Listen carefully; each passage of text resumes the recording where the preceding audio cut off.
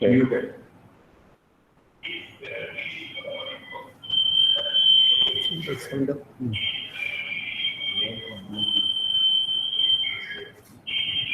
ഇറ്റത്തോട്ട് പറഞ്ഞു മറ്റേ ആ ശാസ്ത്രീയുടെ അത് കഴിഞ്ഞു.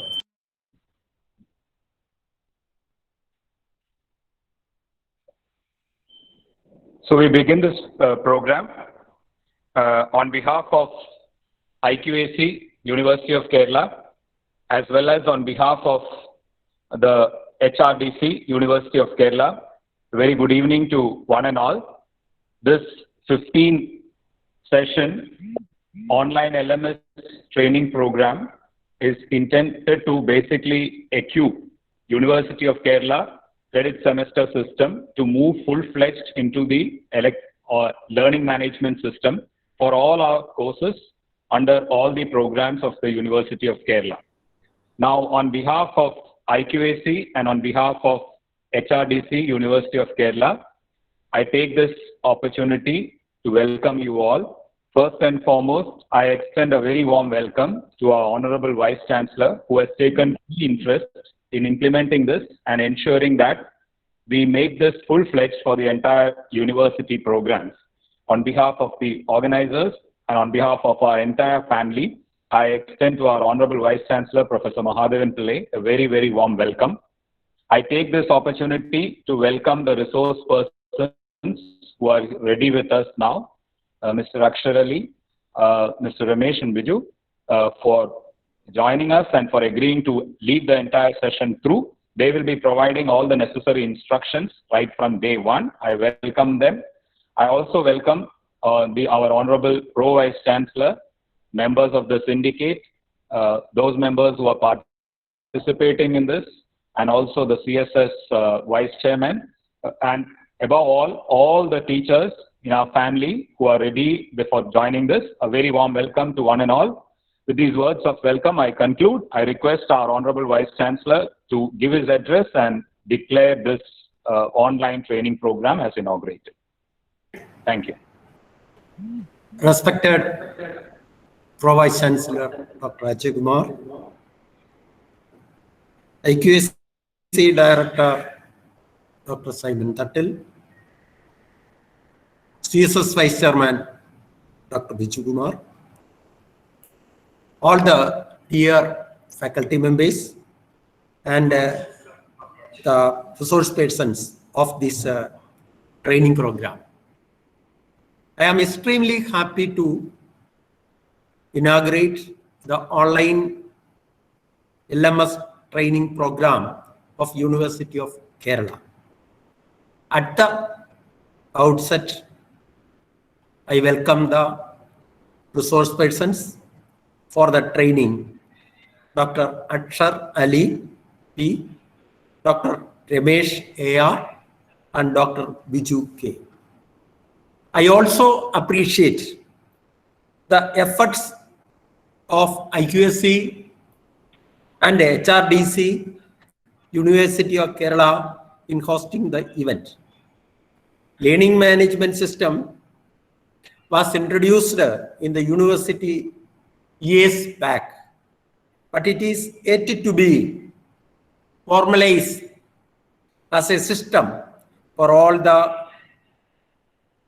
teaching departments. Even though it was introduced to years back, only few departments have offered some courses through LMS.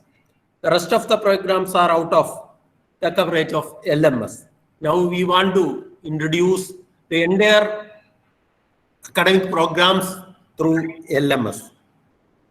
COVID pandemic has compelled it to adopt e-learning system and enhancing accessibility in the teaching learning process. LMS will create a platform for continuous learning and assessment.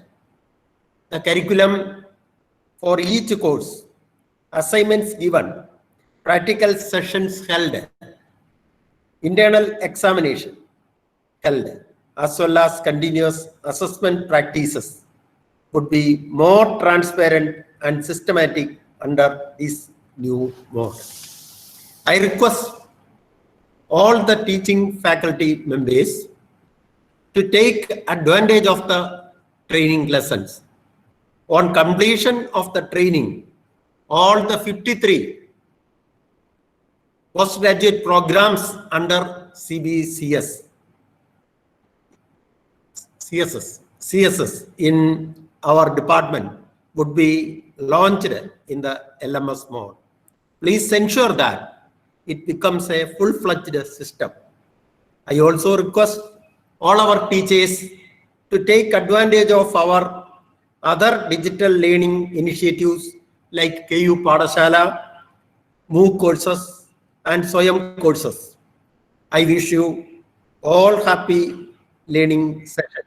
Into these words, I declare the training program as inaugurated. Thank you. Thank you, sir. May I now request the CSS Vice Chairman, Professor Biju Kumar, to say a few words, after which the session will be handed over to the trainers. Professor Biju. Honorable Vice Chancellor, respected teachers, this is in the new normal. This is a landmark day as far as the University of Kerala is concerned. And we have around 214 participants in this workshop. And that itself shows the commitment of our faculty to learn and practice the inevitable new digital platform. And I hope that once we all get trained in this exercise, through this exercise, and definitely all the teachers may come to this platform and start using it, and then it will become a regular custom. And I also take this opportunity to compliment IQAC for the initiative. And even though we tried in the earlier years, it has not become a custom. And I'm sure that after this workshop, this will become a regular custom and a system for the university for the learning. Thank you, and academics. Thank you, Professor Biju.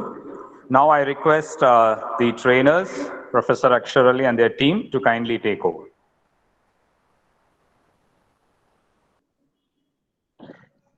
Okay, thank you, sir. Am I audible? Right? Yes. Now, Yes, of course. Now let me thank the IQAC of University of Kerala and the Vice Chancellor and all the faculty members. And today we are going to learn something new.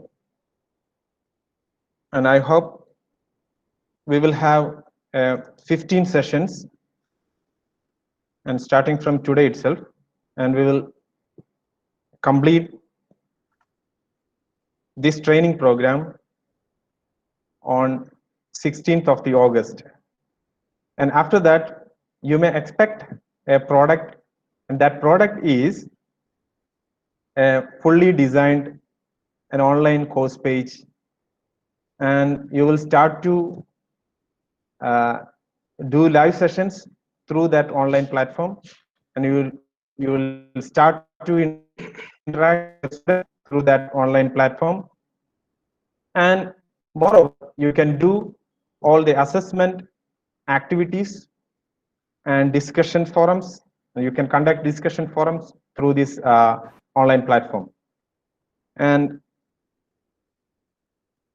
I am Ashkar Ali, not Akshar Ali. It's a bit confusing. An assistant professor of electronics from Department of Electronics of Government Arts and Science College. And already we have completed different training programs at University of Calicut and University of Kannur University, and also in Sanskrit University. And also we conducted it Technological University also. So now we are working as a team.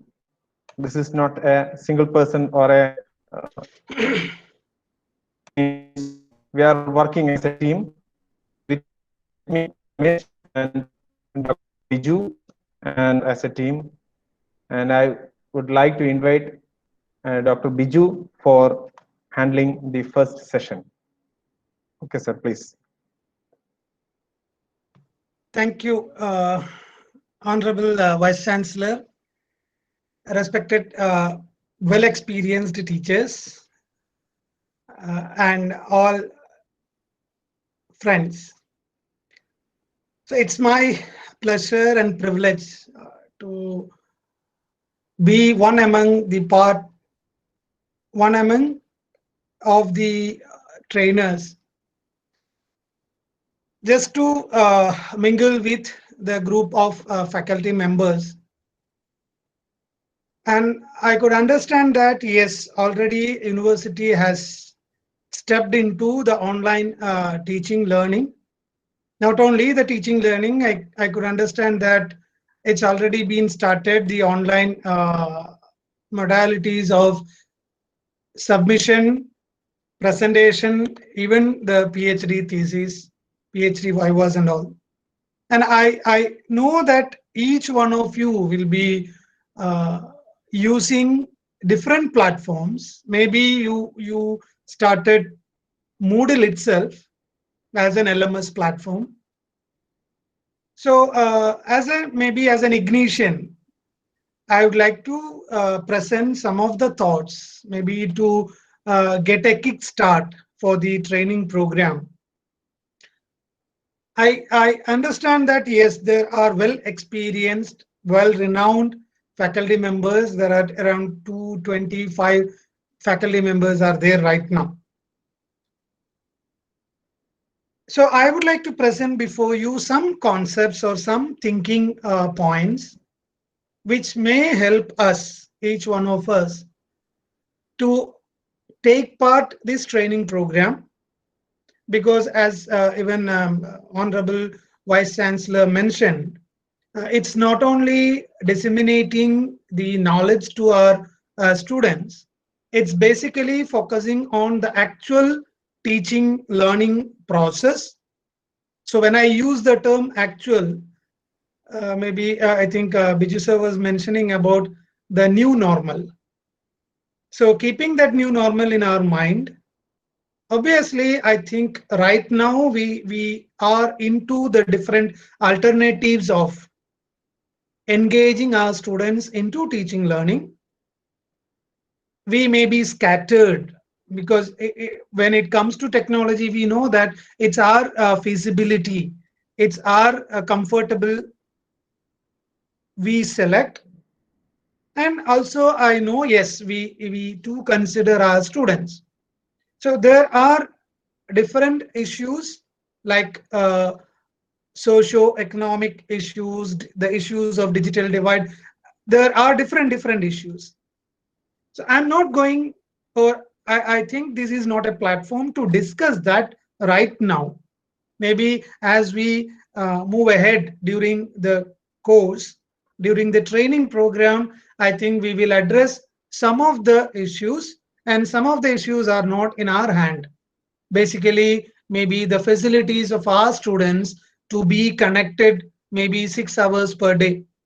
Recently, one of the university faculty was just mentioning, sir, the university is compelling us to be online for around 6 hours. So being online 6 hours, we know that it will have a data consumption. And even in a Google Meet, we know that the data consumption increases when all are having the video on. Right. So without much introduction, let me invite your attention towards a small presentation where I would like to bring some of the thinking points which may help us in designing our instruction in the coming days. Because as we know, when in the beginning of the lockdown, almost all of us were started the different methods of keeping our learners engaged. The problem was before COVID or before the lockdown, we had technology. Right now we have technology, And even after COVID, we'll have technology. So what makes it different is maybe before COVID, even some of us were thinking that why should I go ahead with technology? Even without technology, I'm well equipped to handle the sessions and my students are doing good. But during lockdown, yes, we could understand that we were trying for different alternatives to reach to our students when we started the social distancing and the students were not able to come to our classroom. And this 100 days or 107 days, we could experience different challenges of reaching to the learners, managing the learning, tracking their learning paths or learning progress, and even maybe I can say that about the workload. So there are different challenges. Now, keeping all these challenges, I hope all of us have agreed upon one thing. Let us make use of the facility right now we have in our university, maximize the usage, and let our students benefit from that. When I say the students are going to benefit, let me remind maybe one thing more. We also will have the benefit, obviously, because we know that even in our API format, we don't know whether that will get modified, but as of now in our API, we know that we have the weightage on the course design, e-content development, and some of you may be the principal investigator of any MOOC program. So all of us know that. So our intention here during this training is, let us learn together how to design a course in its all essence.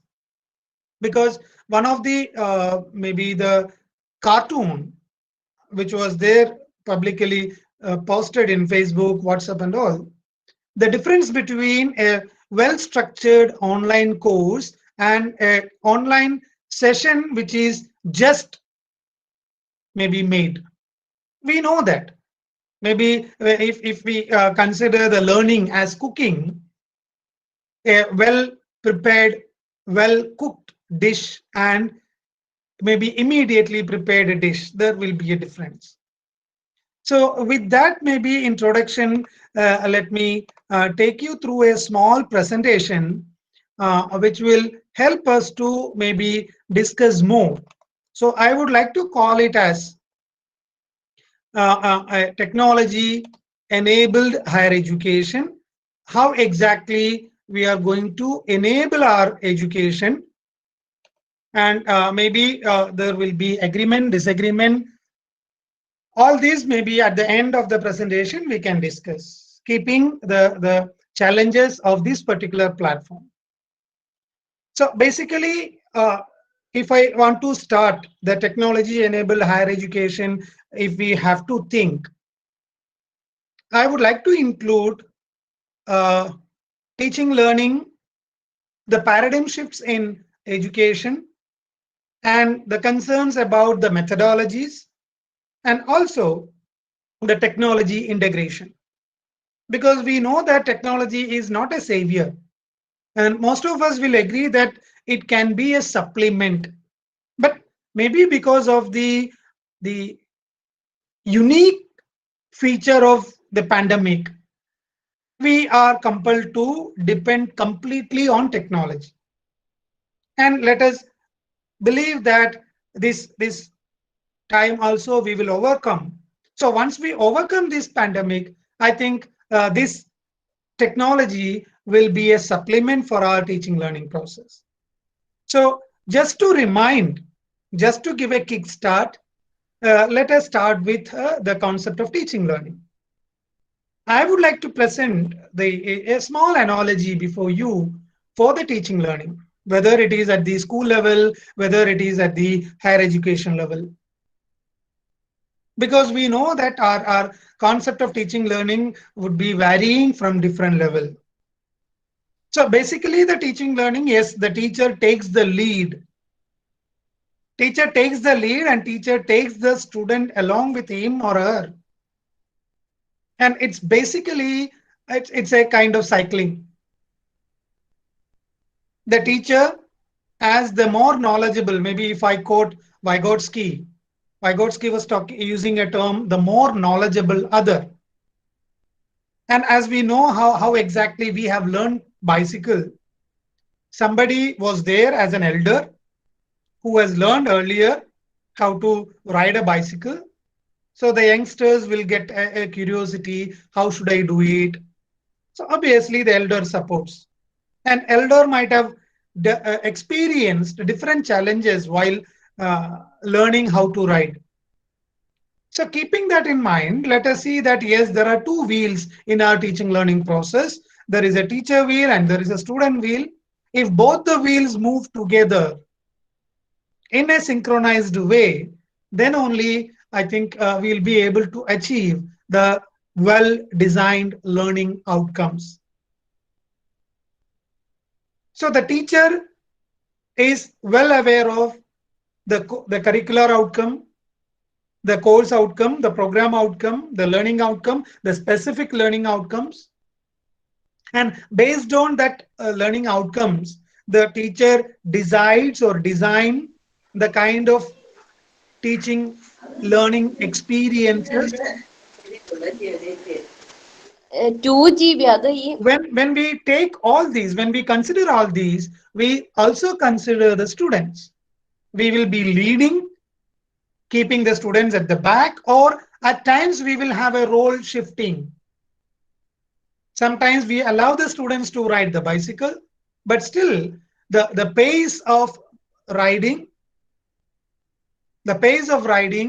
will be decided in a collaborated way.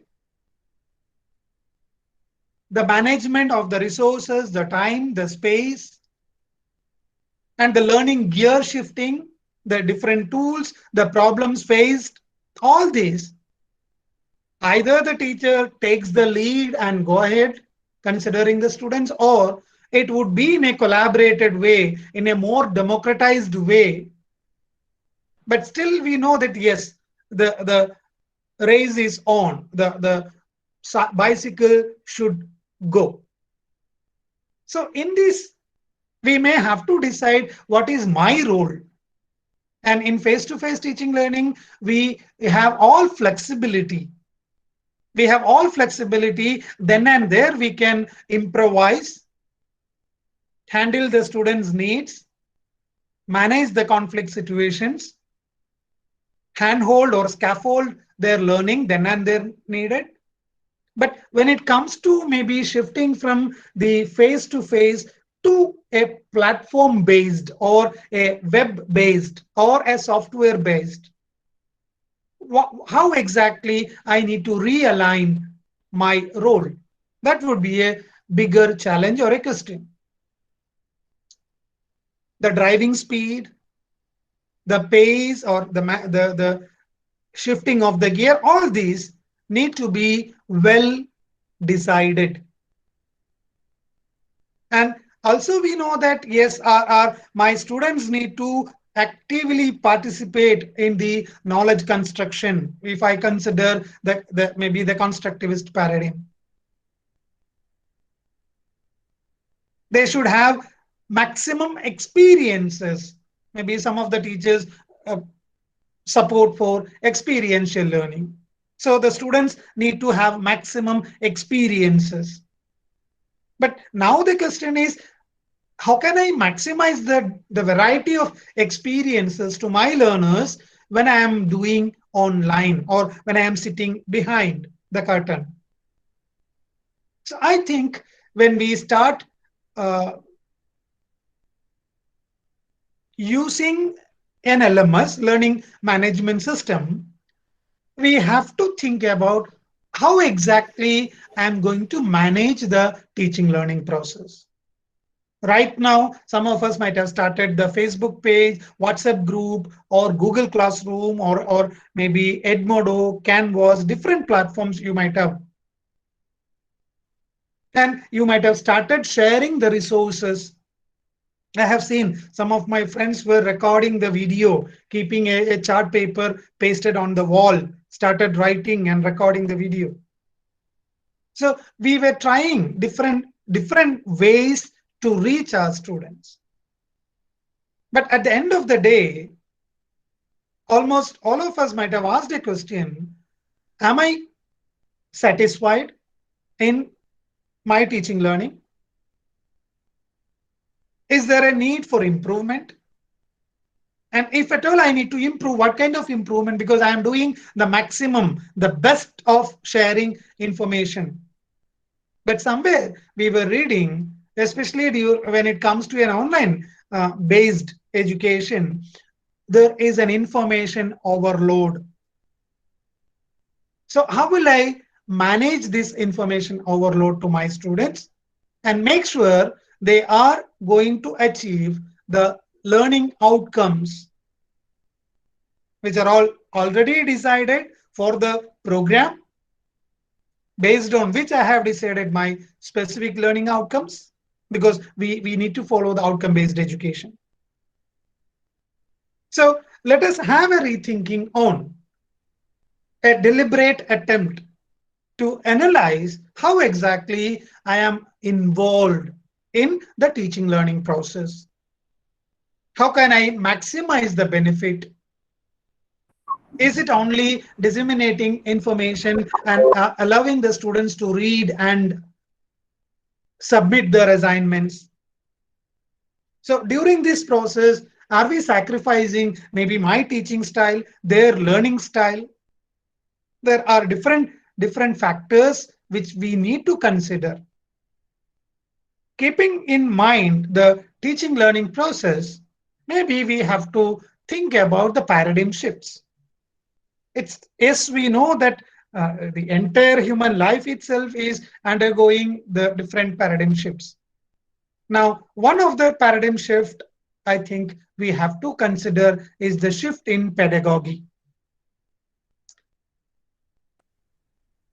The experts, the seniors from Department of Education or Psychology Department, or even any faculty members may be well aware that yes, pedagogy is basically is a science of teaching which is related to the school.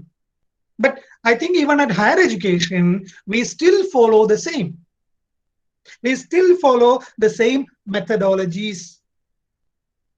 We still follow the kind of philosophies in order to address the teaching learning requirement.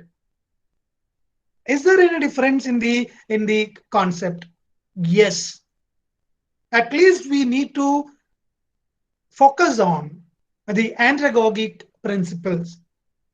It's not nothing new, but yes, we need to have a deliberate attempt to consider our students as adults. They are all adults. Our UG students, PG students, MPhil, PhD, all these they're all adults. And almost all of us know what is the uniqueness of an adult. Adult will be, especially related to learning, adult will be more selective. The 225 faculty members right now may be thinking, okay, all these we know, or either I have read it, or I have experienced, or I am practicing. But you just tell me what is in it for me.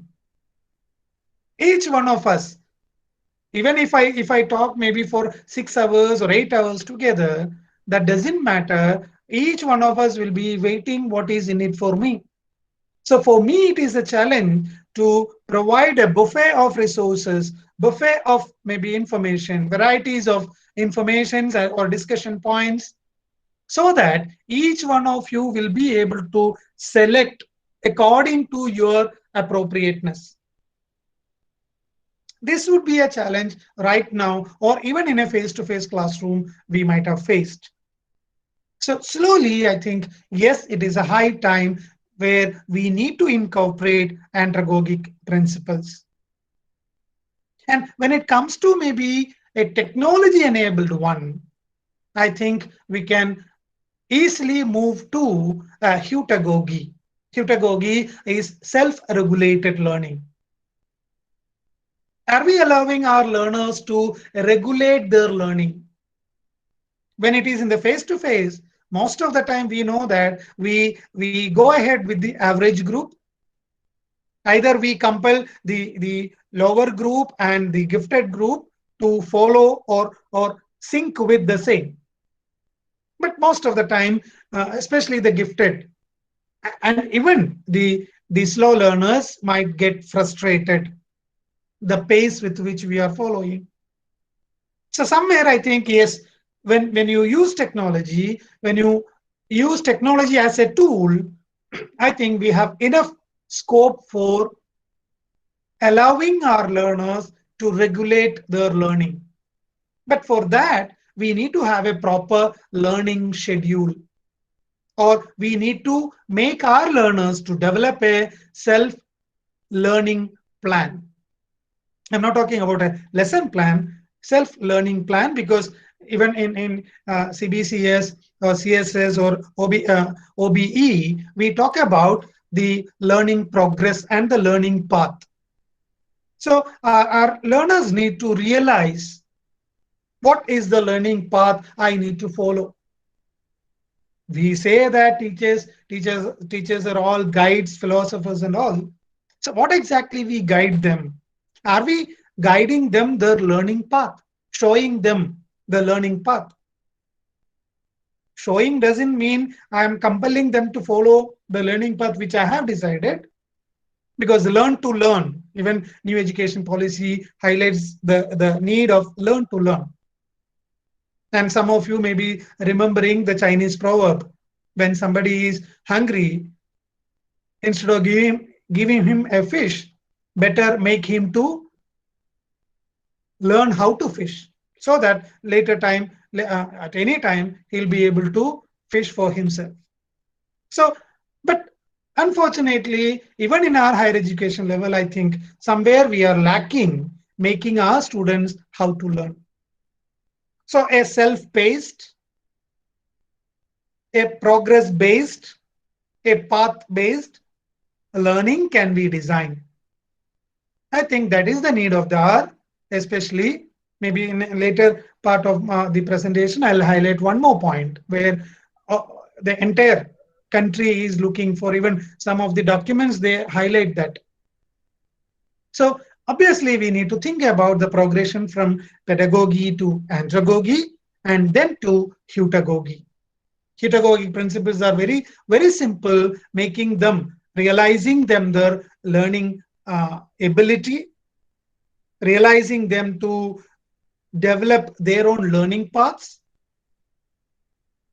The next point on paradigm shift is networking.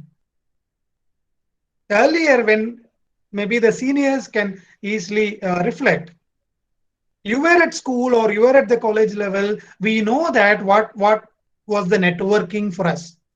Maybe the nearby college maximum.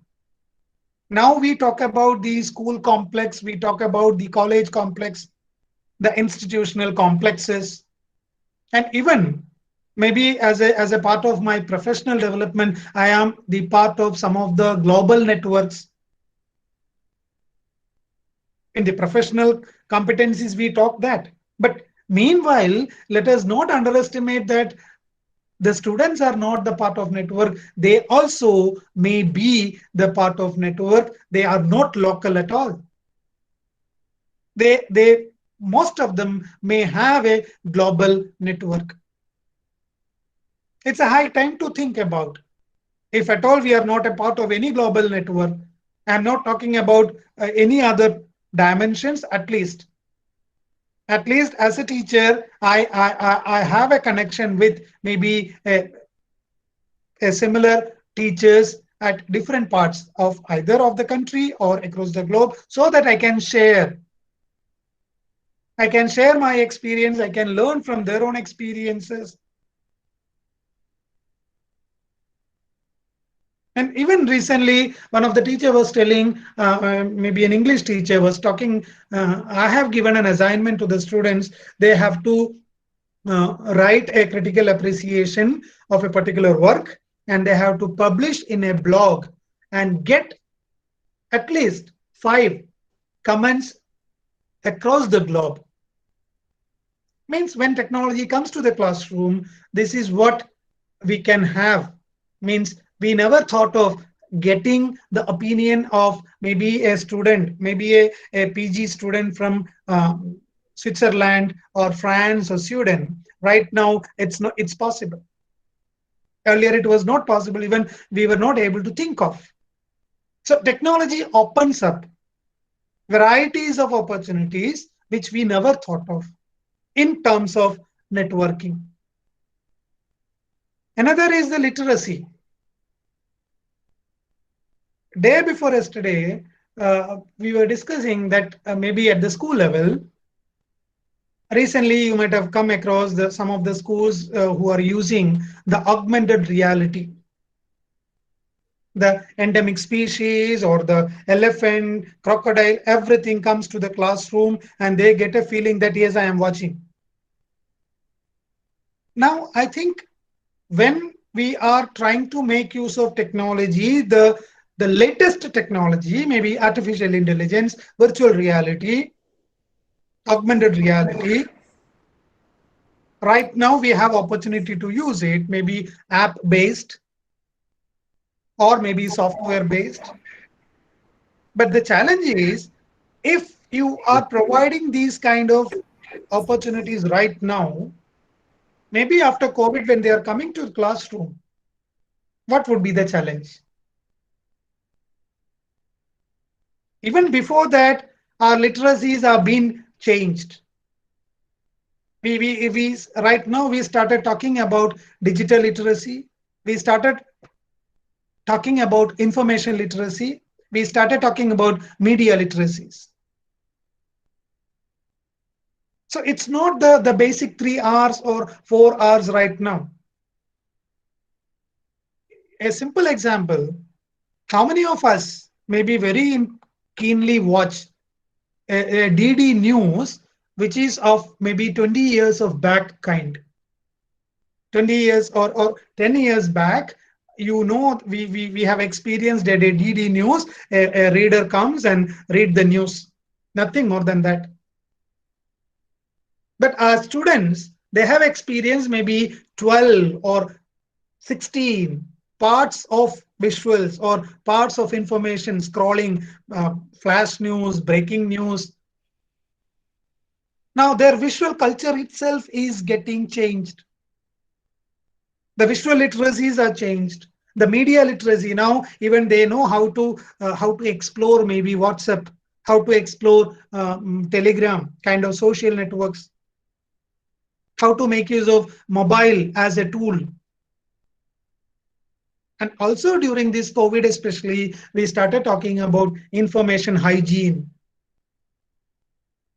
authentic information, fake information. We started talking about information literacy because our students can access any material from anywhere. How will they make sure that that particular information is authentic? So right now we have the challenge of addressing these digital literacies, information literacies, media literacies. We may have to go ahead with the podcasting. Maybe a language teacher will easily go ahead with the podcasting. Or maybe a microbiology teacher will go for a simulated. Means all these are now needed by the students. You have not created any need, but the students themselves have raised to a level to showcase as these are the needs. So we may have to think about, yes, how exactly my course design take care of these changed or getting modified literacies. And next one is heuristics. Heurism, we know, yes, self-discovery. How many of our faculty members give enough freedom or opportunity for the learners to discover themselves? Most of the time, we underestimate them or we suggest them this is what you're supposed to do. You do it. And most of the time, our students get frustrated the stereotyped works or tasks assigned to them. Why? We have justification to provide that, saying that because I know their capabilities, this much only they can do. Now the students may raise a question, on what basis we are telling that? Have you ever mapped the competencies, mapped the skill level? Unfortunately, we don't have a system. Maybe the vertical mapping and horizontal mapping of their competencies. Based on our experience, we used to, maybe the seniors used to say that I have seen the last batch was doing this, so this much only you can do. I think no. There is always a scope for improving the heuristics because our students are multitaskers. They are able to handle the different kind of works. It need not be always the project or the presentation or the seminar. There are different varieties of demonstrating the learning. Next one is in the formality. We still have the formal system of education where we have fixed roles and responsibilities. Now, within these fixed roles and responsibilities, we know that formality is the maximum. But I know, I feel that yes, now all of us started becoming as much informal as possible because the informal environment may be felt best by our students. Because at some of the PG centers, I could see that the students and teachers, they are just like friends, or they are friends. In fact, once I visited Ambedkar University for Social Science, I could see that even the classes are happening inside the canteen. Inside the cafeteria, the class is happening. That is now even we though we tell to the students, all these are possible. Anywhere you can learn. Maybe if you take some of the IIM campuses, we know that the students may be roaming inside the campus with a laptop where they can access the internet, they can access all the online journals. So some of the institution for excellence are getting that excellence based on this because they have redefined the formality. Even in a simple way, right now, we started allowing our students to send the WhatsApp messages. Earlier, even some of my teachers were not ready to share the phone numbers. Even we think twice to call a teacher beyond the class hours. Now, even you are maybe 24/7, you are online. You get different kind of messages. It's not only messages, sometimes even the emojis are coming in. We allow that. So slowly we are maybe reducing the formalities. We provide the flexibilities, but I know, yes, when it comes to the quality concerns, we provide the flexibility within limits. But when it comes to online, yes, the formality need to be taken care. Then comes the directionality. Almost all of us will be happy. I am the teacher, you are the learner. Now, maybe you might have started in the Google Classroom. You might have seen when you directly, when you set up a Google Classroom, your name will be as a teacher, and you know that there is a plus button. You can add others also as teachers. So it can be multi-directional. Technology opens up that possibility. Or even before technology or without using technology, some of you might have started team teaching, collaborative methodologies. So the direction, even we shift the role, the direction. Okay, now maybe you can take up this task and present it before. I'm not mentioning some teachers who are dividing the syllabus and giving all the topics for assignment and students are asked to present. But for a learning ecosystem, the directionality can be redesigned. Next one is the ownership. Who is the owner of the classroom? I'm not talking about the power dynamics and all in the classroom. At least we need to think about who is the owner of the classroom. Most of the time, the teacher is the owner. And even when you design, I'm just mentioning Google Classroom because I hope most of you may be using that. You as the teacher, you decide the students can only see, they cannot comment. Now, some of you might have shifted the ownerships. I schedule a Google Meet where I am the owner, and tomorrow I am the owner, day after tomorrow I am the owner. Have you ever tried shifting the ownership from you to any other teacher from the same department, or maybe your own students? In a simple sense, I'm mentioning.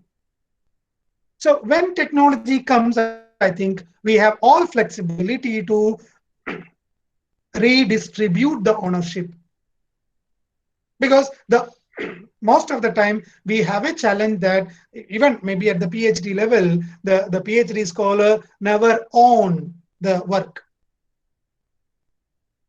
There is a reason. Most of the time I feel the reason is nothing but the topic is being compiled by the guide. Therefore, there is zero involvement of the scholar. Scholar just became a machine to complete.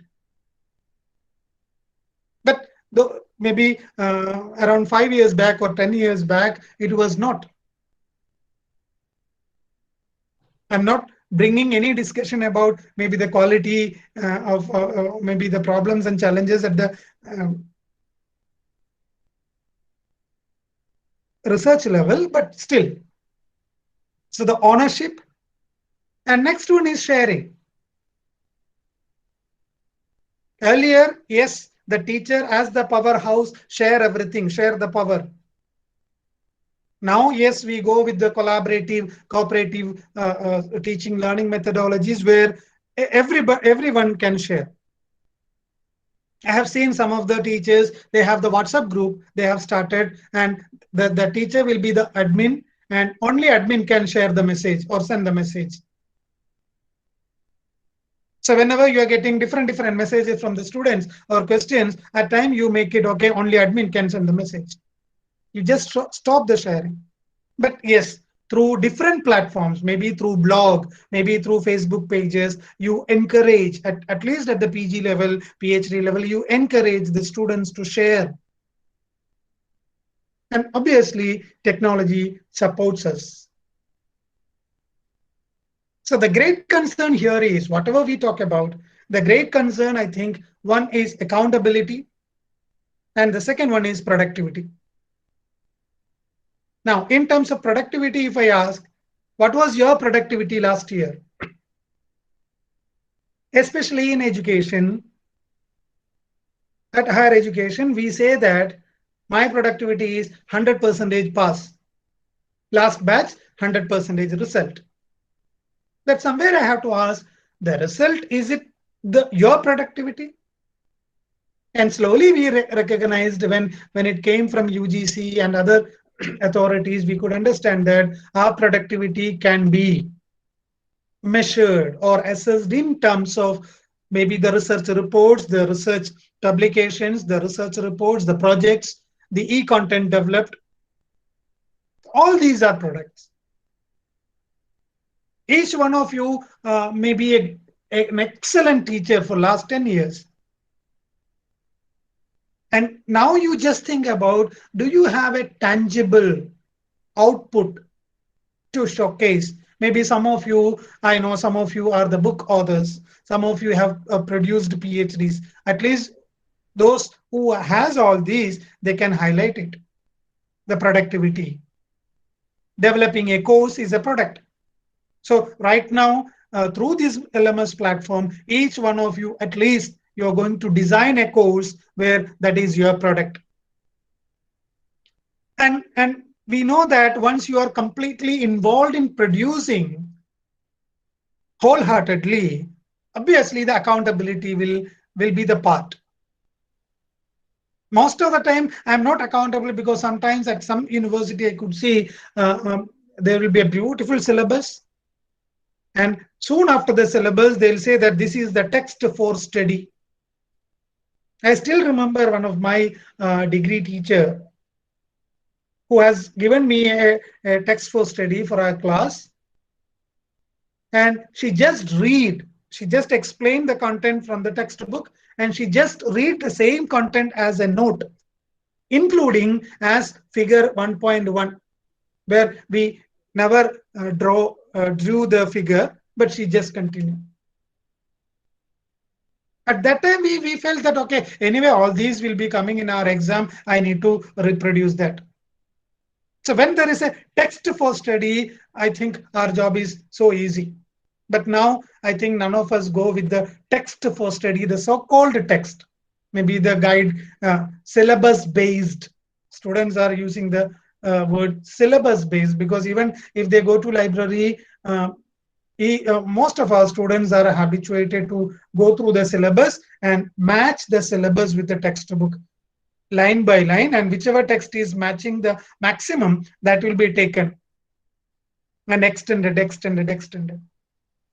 But at least in some of these disciplines, I think our students are equipped to do the real reference, the authentic book references, and prepare their own material. So once they start preparing, I think whatever information, whatever knowledge they are constructing, they are accountable for that. So let us focus on my accountability when I develop a course, especially when it comes to an LMS, learning management system. We know that it is a server based. Once you develop a course, the responsibility lies with the course developer.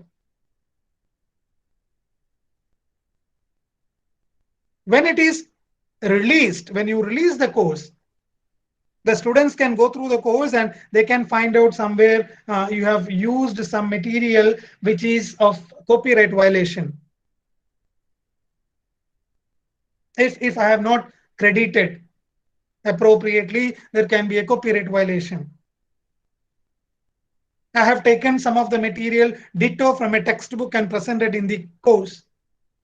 So obviously there can be questions. So who is accountable? The course designer is accountable, nobody else. Whereas we had the freedom in a face-to-face classroom, I can tell something which is not recorded, which is not documented.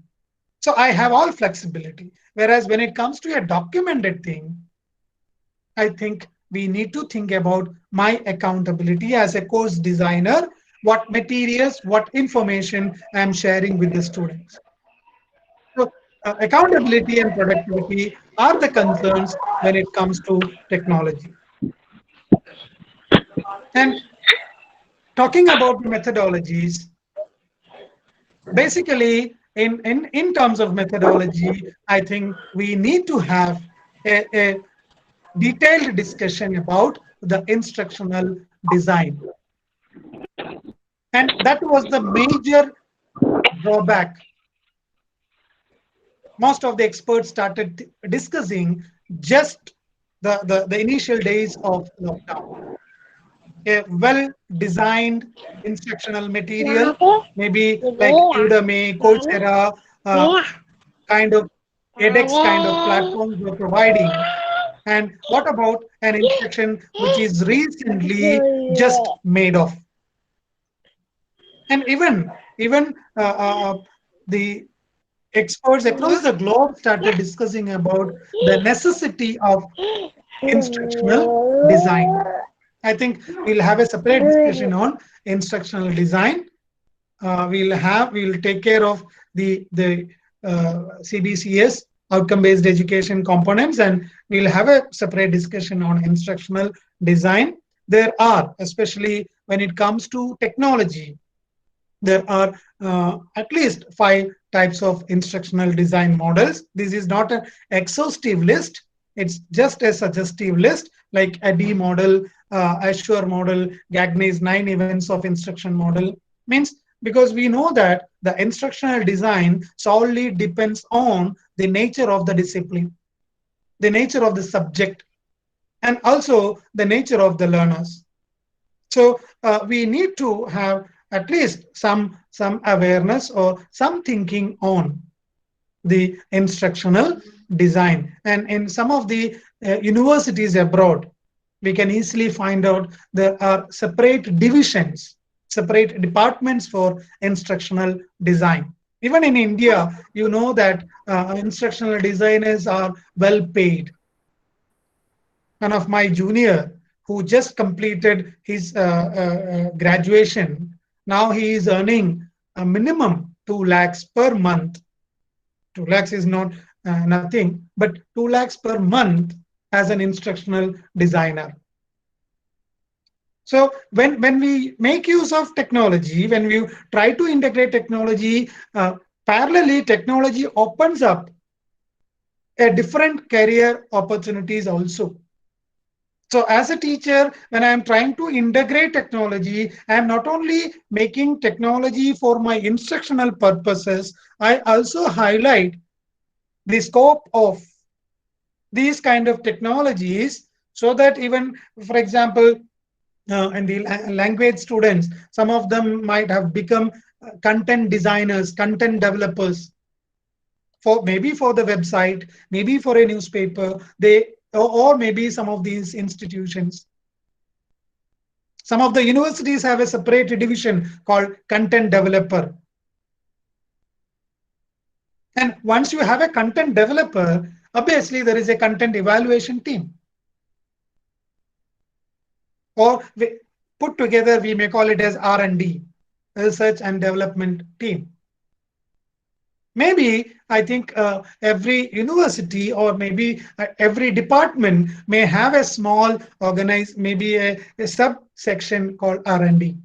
When if you really find technology can do a lot in your discipline, I think we can have a small R&D or D&D, design and development team. And even some of you might have taken up the project for developing e-content, because recently SWAYAM was giving an opportunity to translate the SWAYAM courses into the different, I think 7 Indian languages. And even NIOS, they have called for the expression of interest to develop the MOOC courses. And maybe we'll discuss about the MOOC later, but still the instructional design is indeed is a necessity right now, because we are going to develop a course and that will be documented. When it is getting documented, I think we need to be more scientific. So we have ADDIE model as the simplest model: analysis, design, development, implement, and evaluate. Maybe we will discuss in another session about the instructional designs.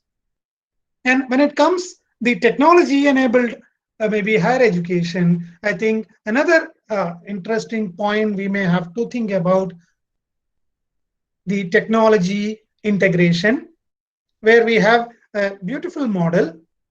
Again, there can be agreement and disagreement, but at least to have some inputs, we know that as a teacher, if I want to survive, if I want to be effective in my profession, I need to have the content mastery.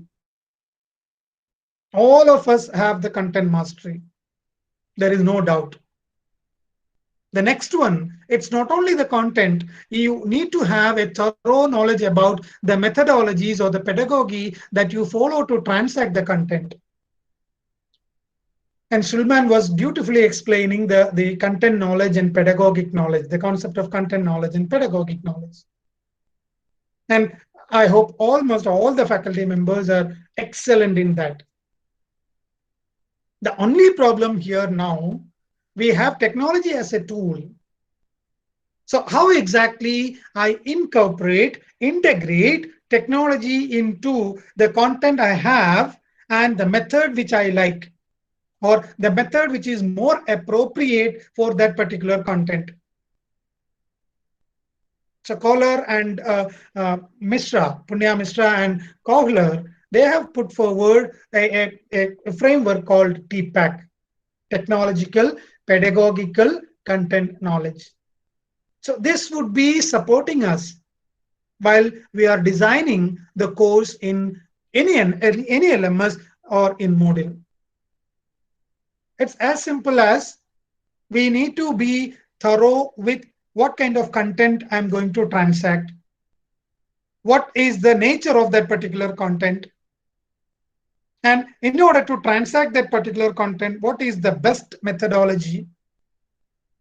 And this methodology, can I have a tool which supports this methodology? The tool can be maybe a field trip. A field visit can be a tool. Now, if the field is beyond our reach, now comes, yes, you can have 360-degree or you can have virtual field trip. I would like to take my students to the Colosseum of Italy.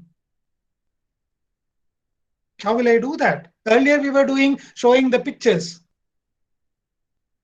Now I have a virtual field trip. It's a kind of application software which allows me to take the students. So what technology tool would be the best? This thinking need to be there when we structure our course. We need to have thorough idea about the sequencing of the content knowledge or the content, because we follow machine-based learning here, or I may say it is a programmed instruction kind of thing. The great advantage for us as the designer is we can split the large content into small steps or small parts, and these small parts can be disseminated or can be instructed very easily with all possibilities.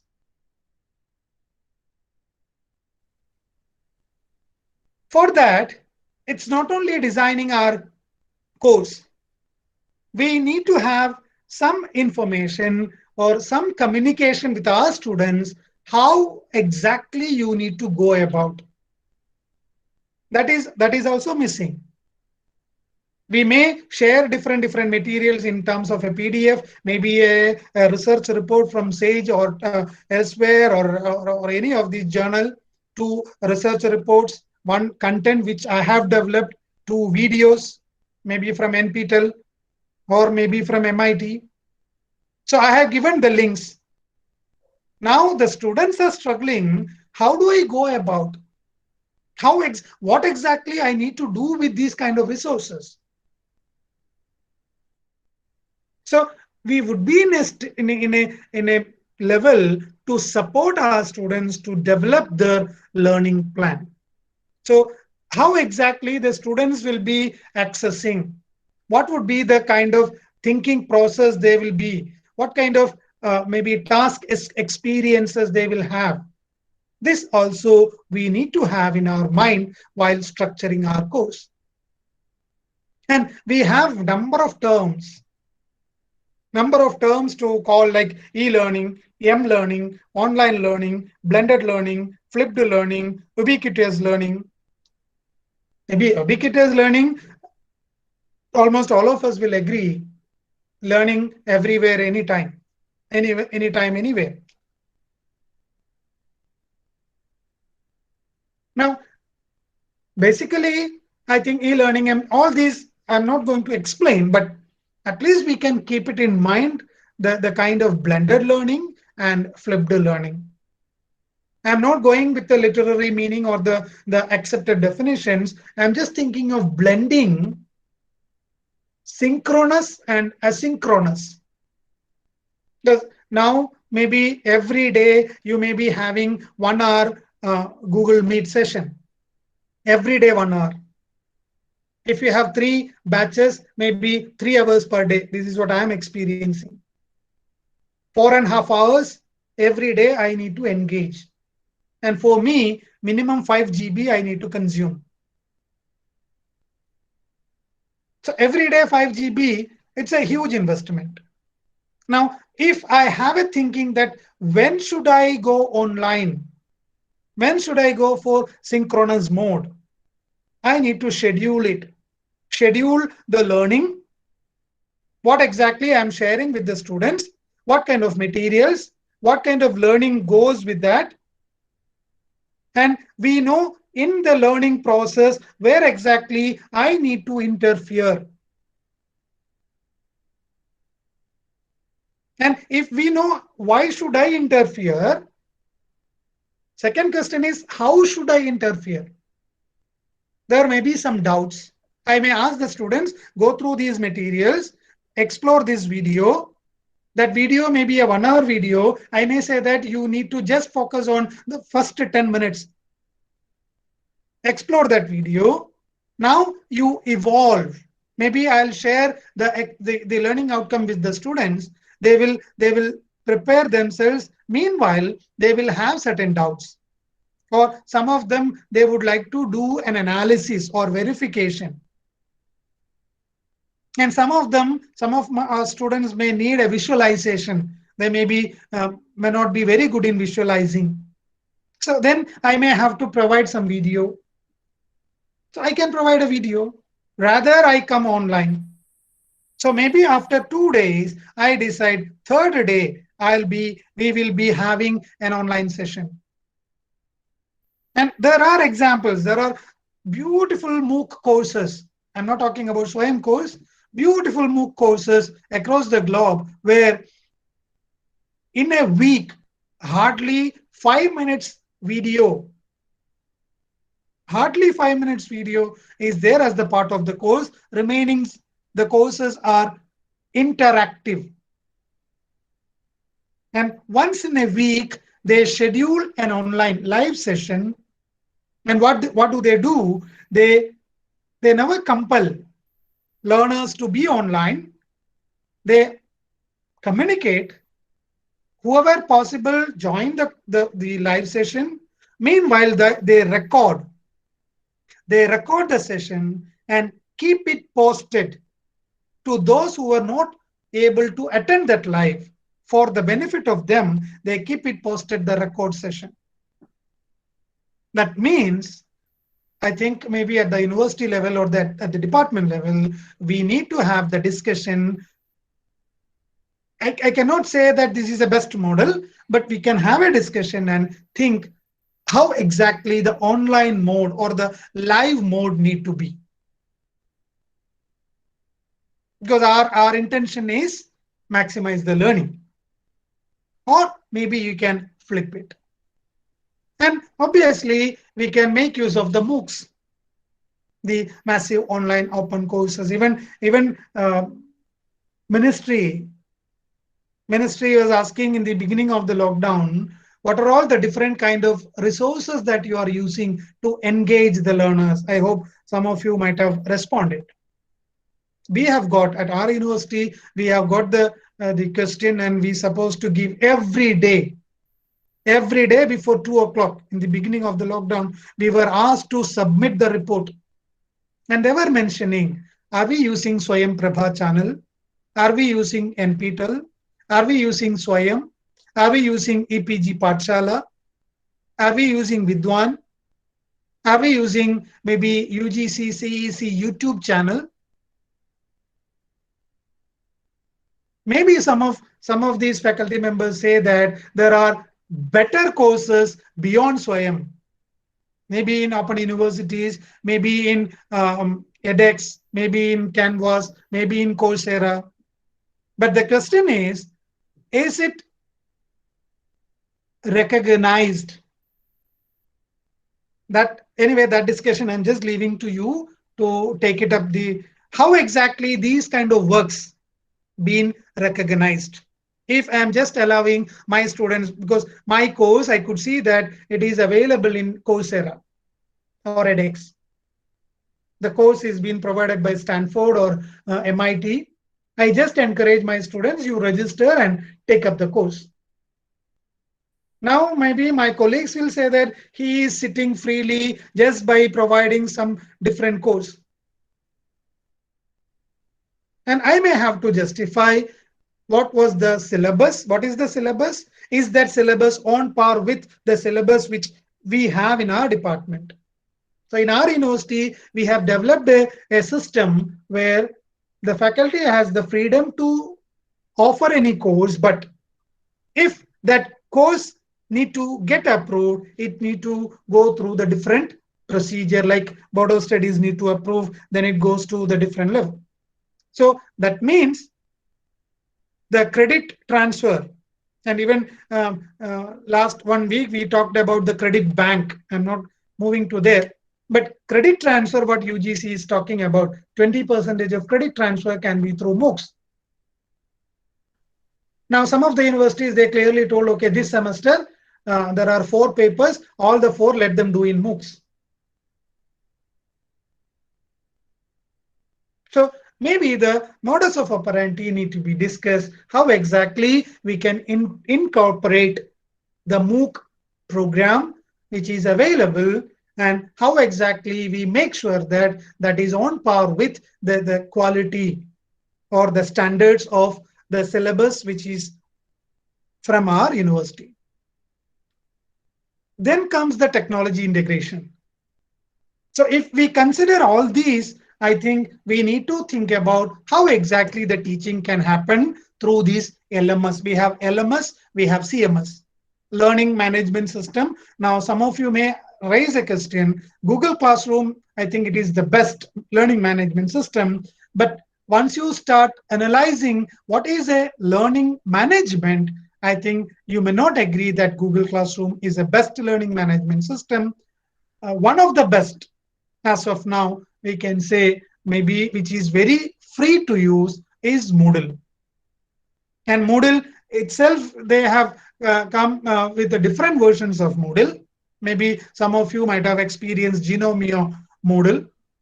Gnomio Moodle, what is the difference? Both are using the Moodle maybe algorithm or the structure. But the problem is in Gnomio, you are using their cloud, their server space, and there will be a number of advertisements which you cannot control. But right now, we don't have a challenge because you are going to use university's own server. So in Moodle, you can have all the fantastic experience or maybe what you call the innovative experiences in your teaching, your learning, and even in assessment. Maybe we'll discuss assessment a bit later, not in the same session. We'll have a discussion on assessment, because when it comes to online, when it comes to a server-based, how do we go with a robust and most meaningful assessment strategies? And also the management is very easy. You can design the course, you can take the backup, you can reinstall that at any point of time. You can manage the students' attendance. You can manage how exactly the students are moving ahead. What is the learning progress of the students in the learning management system? And even I can tell you, for example, right now you may be giving the assignment. The students do the assignment, they submit. And we don't know if there are 40 students, we don't know whether we are getting all 40 different assignments. Recently, I have experienced, even during a online test using Google form, I have given 20 questions, objective type questions, 30 minutes. I could see 29th minute, all the 40 answers are submitted. Maybe unfortunately, one of the students asked a doubt after this. He just sent me the screenshot of all 20 questions. The mistake what I have done, I have made it as a quiz. Quiz saying that release the answer as and when submitted. So what they have done, one of the students attempted all 20 questions. While attending each question, it will show whether right or wrong. They have taken the screenshot, shared with all, and everybody has submitted on the same time. So my management was utter failure. I thought it is a quiz. Even I have shuffled the questions and given. So a better management is possible with the learning management system. There are different types of assessment possible, and even you can check whether the students are submitting their assignment in which IP, from which IP address they are submitting. If you can see there are 3 assignments submitted in the same IP, they have caught.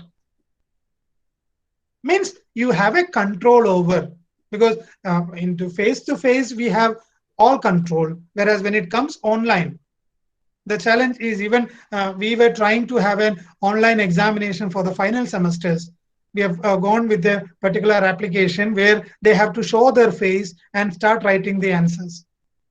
But later we have discarded that. Means there are challenges. Even in SWAYAM, we know they conduct the proctored examination. Proctored examination, the students need to come to a particular center and start preparing or start writing answers. But right now, we may not have that proctored examination system possible. So we have to think of the alternative ways of managing the students' learning engagement. And obviously, throughout this training program, let us keep in our mind, because I know there are different, the faculty members are at different levels. Some of you may be just starting using technology for your teaching learning process, maybe technology as a substitute. Some of you might have already experienced using technology, so you may go for an augmentation level, or some of you may go for the modification level, or ultimately maybe 1 or 2 may be there who would like to redefine the teaching learning process. So SAMR model is maybe enhancing and transforming education through technology is a well accepted model.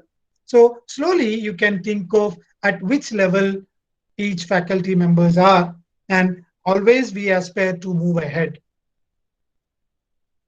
So with that, I think I'll stop the presentation, and if any points need to be discussed, or if you have any points to be added or supplemented, you may please.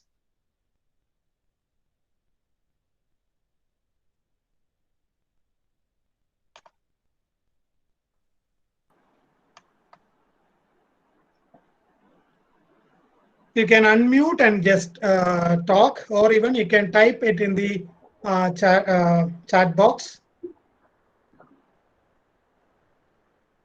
So it's just to maybe ignite your thinking. How can you approach maybe these particular training and have a robust instructional design?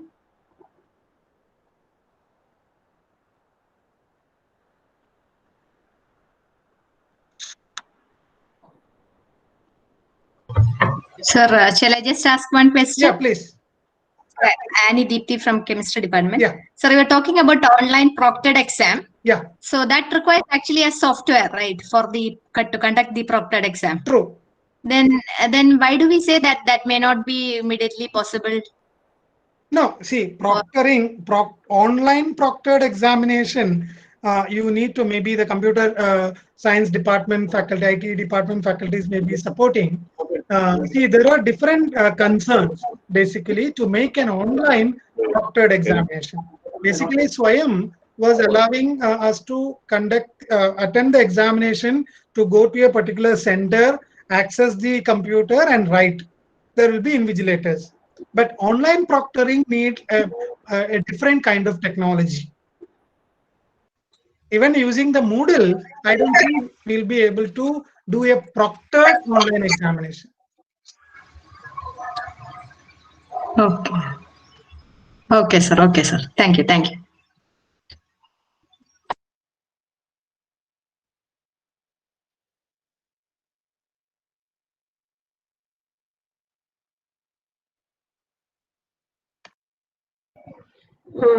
Sir, one question I need to ask.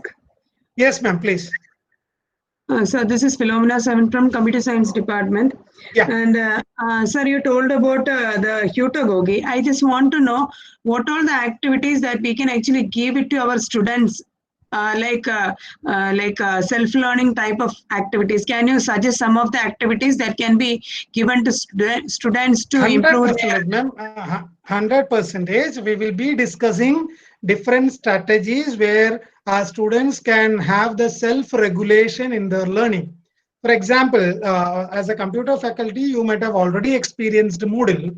And in Moodle, you know that there is a discussion forum. Yes. Yes. So in the discussion forum, usually what do? We just post a thread for the discussion and ask the students to reply. And you may come across there are certain conditions that you can set. For example, maybe I need to take part in a discussion. Also, I need to start a discussion. I hope you are getting. See, Yes, I am yes, posting sir, a discussion thread, and I am setting a condition that it's not only to reply something, you have to reply at least 3 discussion forums, and also you have to post a new discussion thread. So if the student need to post a new thread, obviously we know that that particular topic need to be analyzed in different dimensions. So like that, we will support throughout the training whenever it is needed. We will discuss the different kind of activities within the Moodle framework. And I'm requesting, maybe it's a kind of submission. Let us don't think that we need to completely confine ourselves into Moodle. Even we have the opportunity to explore different maybe avenues, like for example, I can tell you Mentimeter, or I can tell you Flipgrid. These are all some of the ICT services. For example, Flipgrid is being given by Microsoft, where you have a freedom that you can just post a topic. Students can record a video in the Flipgrid itself. They need not record a video and send to you. You can have a classroom where the students can directly record a video and submit. There is no uploading, downloading and all. And even there are some teachers who used it for seminar presentation. Means, ma'am, what I'm suggesting, now we have to look to the tools in different ways. We need to think of how can the same tool be used in different ways. So during the training, in each and every level, we are going to suggest it. Okay, sir. Thank you. Hello, sir. I am from Department of Minimum, sir, Oh, I want to know about what is the difference between the heuristics and hermeneutics. These are the two important aspects related with research. We conceive these things in a different way in science, social sciences, and many other things. Could you please explain what are the difference between these heuristics and hermeneutics applying in our research? Sir, hermeneutics basically deals with the interpretations. I hope with my knowledge, I know, I feel sir, that deals with the interpretations. It is something different in our subject and in our concern.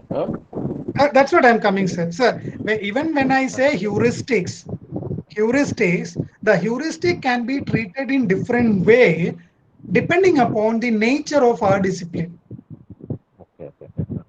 So that is where even I say, right now, what do we do? Across the discipline, irrespective of the discipline, we assign the projects or assignments. Right. But sir, one of the problem is that the perception related with the heuristics and hermeneutics are different. I think. There may be difference, sir. I'm not debating on that. But my point here is why I have taken maybe heuristics means most of the time, irrespective of analyzing the nature of the discipline, we give normal tasks for the students. And if you are an expert in hermeneutics, you just think of how exactly these platforms can be used for that. Okay. One more doubt. This is Professor Simon sir, please. അപ്പോൾ ഒന്ന് രണ്ട് ചെറിയ കാര്യങ്ങൾ clarify ചെയ്യാനുണ്ട്. നമ്മൾ അവിടെ we are suggesting for all the teachers അവരൊരു പുതിയ കോഴ്സ് നമ്മളിപ്പോൾ training is through a new course or are we talking about the existing course which these teachers are teaching? അവരിപ്പോൾ പഠിപ്പിക്കുന്ന കോഴ്സ് LMS ലേക്ക് ട്രാൻസ്ഫർ ചെയ്യാനാണോ നമ്മൾ ഈ ട്രെയിനിങ്ങിൽ അറ്റംപ്റ്റ് ചെയ്യുന്നത്, or are we are saying that they are going to scratch ചെയ്യുന്ന ഒരു പുതിയ course designing ആണോ? ദിസ് ഇസ് ഒരു ചോദിച്ചോട്ടെ. രണ്ടാമത്തെ ഒരു കാര്യം എന്നുള്ളത് നമ്മുടെ ഈ മോഡസ് ഓപ്പറേണ്ടി ഫോർ ദ 15 സെഷൻസ് എങ്ങനെയായിരിക്കും? ഈ രണ്ട് കാര്യങ്ങൾ ഒന്ന് പറഞ്ഞു. Okay. So the first one, sir, basically we are going to deal with the Moodle platform where we are going to design a course, and that course can be an existing course. There is no harm.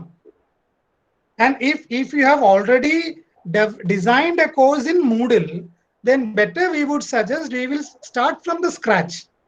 We will start from the scratch how to maybe add a course to your account, how to add a course, how exactly we can add resources and activities in that course. All these we will be dealing step by step. So we will not be dealing if any faculty has developed a course in the Moodle platform, we will not touch that. We'll start from the scratch. But maybe in order to develop that course, the teachers can select whatever course they are following right now. Currently following. Yeah. Yes. Okay. So, what about രണ്ടാമത്തെ ഭാഗം? What will be the നമ്മുടെ നാളെ മുതലുള്ള plan? നാളെ മുതലുള്ളത് sir, നാളെ മുതലുള്ള plan എന്ന് പറയുന്നത് ഇപ്പോൾ ആക്ച്വലി ഇപ്പോൾ നമ്മൾ എല്ലാ യൂണിവേഴ്സിറ്റികളിലും ഫോളോ ചെയ്തിട്ടുള്ളത്, ഇപ്പോൾ നേരത്തെ അസ്കർ പറഞ്ഞൊരു കാര്യമുണ്ട്. കാലിക്കറ്റ് യൂണിവേഴ്സിറ്റി നമ്മൾ 2 ബാച്ച് ചെയ്തിട്ടുണ്ടായിരുന്നു. കണ്ണൂർ യൂണിവേഴ്സിറ്റിയിൽ ഒരു ബാച്ച്, ശ്രീശങ്കര യൂണിവേഴ്സിറ്റിയിലെ ഒരു ബാച്ച്, ടെക്നിക്കൽ യൂണിവേഴ്സിറ്റി ഒരു batch.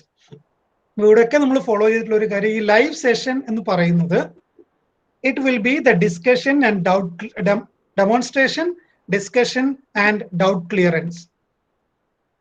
Okay. The live session. So each live session will have an input with the demonstration. What can you do in the Moodle? What are all the options that you can try? And before the next live, you have to do that. Okay. So while doing, സാധാരണ sir നമുക്കറിയാലോ, നമ്മൾ ചെയ്തുകൊണ്ടിരിക്കുമ്പോഴാണ് സംശയം വരിക.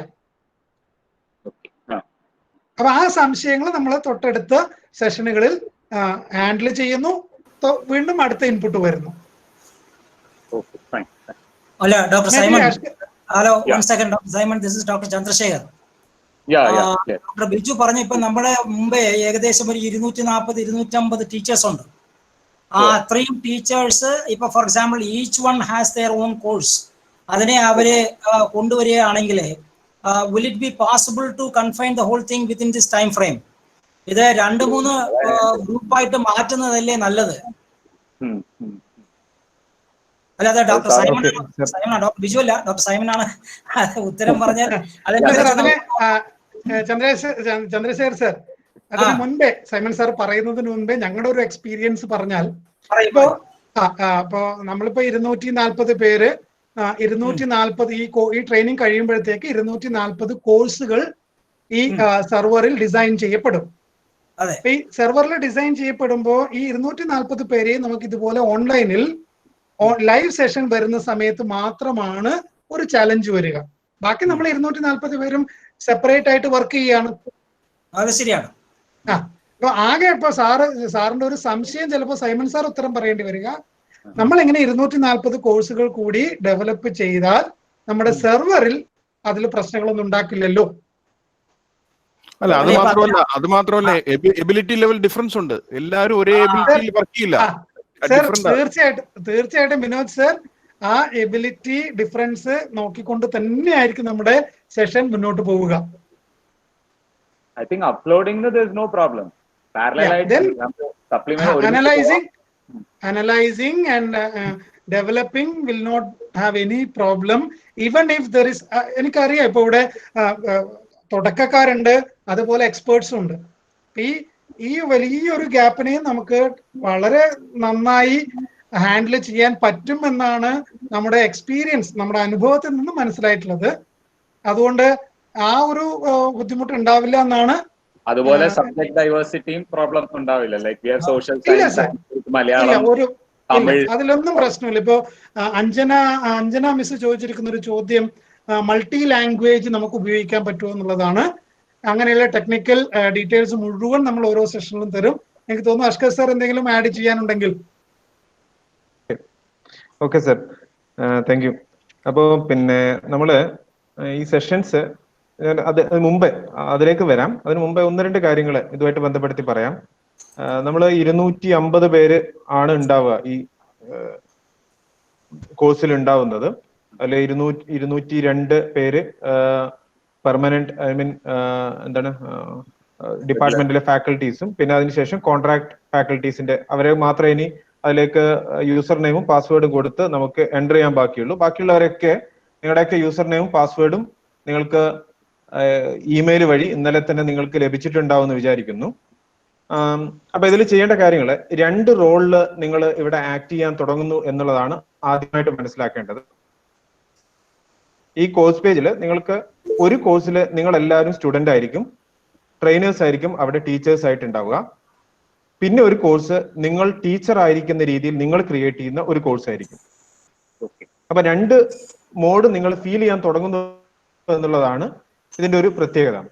ആദ്യം നിങ്ങൾ student ആയിരിക്കുന്ന സമയത്ത് എന്തൊക്കെ ആക്ടിവിറ്റീസ് നമ്മൾ ചെയ്യണം, സ്റ്റുഡന്റ് മോഡിൽ ഇരുന്ന് ഓരോ കാര്യങ്ങൾ ചെയ്യുമ്പോൾ എന്തൊക്കെ ഡിഫിക്കൽട്ടീസ് ഉണ്ടാവും, പിന്നെ അറ്റൻഡൻസ് മാർക്ക് ചെയ്യേണ്ടി വരും. അറ്റൻഡൻസ് നിങ്ങൾ ചിലപ്പം അറ്റൻഡൻസ് മാർക്ക് ചെയ്യാൻ മറന്നുപോകും. അപ്പം പിന്നെ എക്സ്ക്യൂസുകൾ ഇടേണ്ടി വരും. അപ്പൊ എക്സ്ക്യൂസ് ചോദിക്കുന്നു, എക്സ്ക്യൂസ് എങ്ങനെയാണ് അലോ ചെയ്യുക, പിന്നെ ചില ആക്ടിവിറ്റീസ് നമുക്ക് പറഞ്ഞ ടൈം ഫ്രെയിമിനുള്ളിൽ നമുക്കത് പിന്നെ കംപ്ലീറ്റ് ചെയ്യാൻ കഴിയാതെ വരുന്നു. ആ സമയത്ത് നമുക്ക് പിന്നെ എന്തെങ്കിലും ടൈം എക്സ്റ്റെൻഡ് ചെയ്യാൻ എന്തെങ്കിലും പ്രൊവിഷൻസ് ഉണ്ടോ ഒക്കെ നിങ്ങൾ ചെയ്യണം എന്നാണ് ഞങ്ങൾ ആഗ്രഹം. എല്ലാവരും ഒരേ സമയം കറക്റ്റ് ടൈമിൽ സബ്മിറ്റ് ചെയ്യുന്നത് ആയിരിക്കാതെ കുറച്ചു പേരെങ്കിലും ഉഴപ്പുന്നവർ വേണം, കുറച്ചു പേര് നല്ല കുട്ടികൾ വേണം, കുറച്ചു പേര് പിന്നെ തീരെ ചെയ്യാത്തവരുണ്ടാവണം. അങ്ങനെയൊക്കെ ഉണ്ടെങ്കിൽ നമുക്ക് എന്ത് ചെയ്യാം, കൃത്യമായിട്ട് ഈ ഒരു ഓപ്പറേഷൻ കൃത്യമായിട്ട് നടക്കുന്നത് നിങ്ങൾക്ക് ഫീൽ ചെയ്യും. അത് ആദ്യം ഫീൽ ചെയ്യുക എന്നുള്ളതാണ്. സ്റ്റുഡന്റ് മോഡിൽ ഇരുന്ന് ഈ ഫ്ലോ എങ്ങനെയാണെന്നുള്ളത് നിങ്ങൾ ഫീൽ ചെയ്യാൻ തുടങ്ങും. അപ്പം ഇന്ന് മുതൽ തന്നെ നിങ്ങൾക്ക് ആക്ടിവിറ്റീസ് അവിടെ വന്ന് കിടക്കുന്നുണ്ട്. നിങ്ങൾ നിങ്ങളുടെ കോഴ്സ് പേജിൽ നിങ്ങൾ ലോഗിൻ ചെയ്ത് കഴിഞ്ഞാൽ നിങ്ങൾക്ക് അവിടെ അറ്റൻഡൻസ് മാർക്ക് ചെയ്യാനുണ്ട്. ഇപ്പൊ ഈ ലൈവ് സെഷന്റെ അറ്റൻഡൻസ് നിങ്ങൾ ഓൺലൈൻ ആയിട്ട് നിങ്ങൾ തന്നെ മാർക്ക് ചെയ്യാൻ തുടങ്ങുകയാണ്. അതുപോലെ 2 രീതിയിലുള്ള അറ്റൻഡൻസ് അവിടെ ചെയ്തു വെച്ചിട്ടുണ്ട്. അവിടെ അറ്റൻഡൻസ് മാർക്ക് ചെയ്യാനുള്ള 2 രീതിയിലുള്ള അറ്റൻഡൻസുകളുണ്ട്. ഒന്ന് നിങ്ങളുടെ റെഗുലർ അറ്റൻഡൻസ് ആണ്. റെഗുലർ അറ്റൻഡൻസ് എന്ന് പറഞ്ഞാൽ രാവിലെ 4 മണി മുതൽ രാത്രി 11 മണി വരെ ഉള്ള സമയത്തിൽ ഏത് സമയവും നിങ്ങൾക്ക് നിങ്ങളുടെ ഈ കോഴ്സ് പേജിൽ കയറി നിങ്ങൾക്ക് അറ്റൻഡൻസ് മാർക്ക് ചെയ്യാം. അത് നിങ്ങൾ വർക്ക് ചെയ്യുന്നു എന്നുള്ളതിനെ മാർക്ക് ചെയ്യപ്പെടുന്നതാണത്. എത്ര സമയം നിങ്ങൾ വർക്ക് ചെയ്യുന്നു എന്നുള്ളത് ഞങ്ങൾ പിന്നീട് കണ്ടുപിടിച്ചോളും. എത്ര സമയം നിങ്ങൾക്ക് ഈ 4 മണി മുതൽ രാവിലെ 4 മണി മുതൽ രാത്രി 11 മണി വരെയുള്ള സമയത്തിനുള്ളിൽ നിങ്ങൾക്ക് ഏതെങ്കിലും ഒരു സമയം നിങ്ങളുടെ റെഗുലർ അറ്റൻഡൻസ് നിങ്ങൾക്ക് മാർക്ക്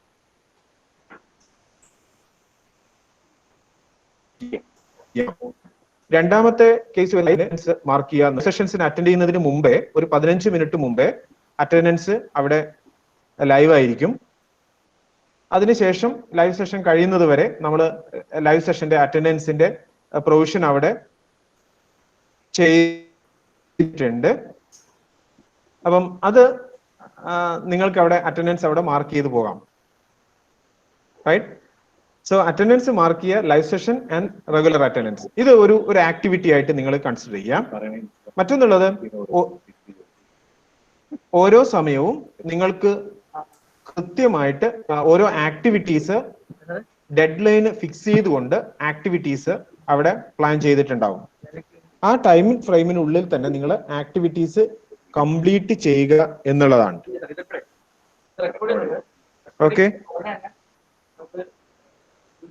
ഓക്കെ അപ്പം ഈ കാര്യങ്ങൾ ചെയ്യാം. ഇപ്പൊ ഇതിൽ തുടക്കത്തിലുള്ള 1-2 ആക്ടിവിറ്റീസ് ഞാൻ ഇവിടെ ഇപ്പൊ നിങ്ങൾക്ക് ഡെമോൺസ്ട്രേറ്റ് ചെയ്ത് കാണിക്കാം. നിങ്ങൾ ഇന്ന് മുതൽ ചെയ്യേണ്ടത്, നാളെ മുതലാണ് നമ്മൾ റെഗുലർ മൊഡ്യൂൾ 1 നമ്മൾ സ്റ്റാർട്ട് ചെയ്യുള്ളൂ. ഇന്ന് മുതൽ ചെയ്യാനുള്ള ആക്ടിവിറ്റീസ് എന്നുള്ള രീതിയിൽ അവിടെ ഞാൻ ഇവിടെ ഒന്ന് പ്രസന്റേഷനിൽ കാണിക്കാം. നിങ്ങളുടെ കോഴ്സ് പേജിൽ നിങ്ങൾ ലോഗിൻ ചെയ്യാൻ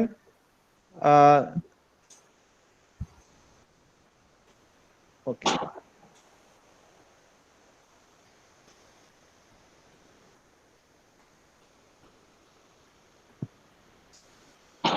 യെസ്, കാണുന്നുണ്ടോ?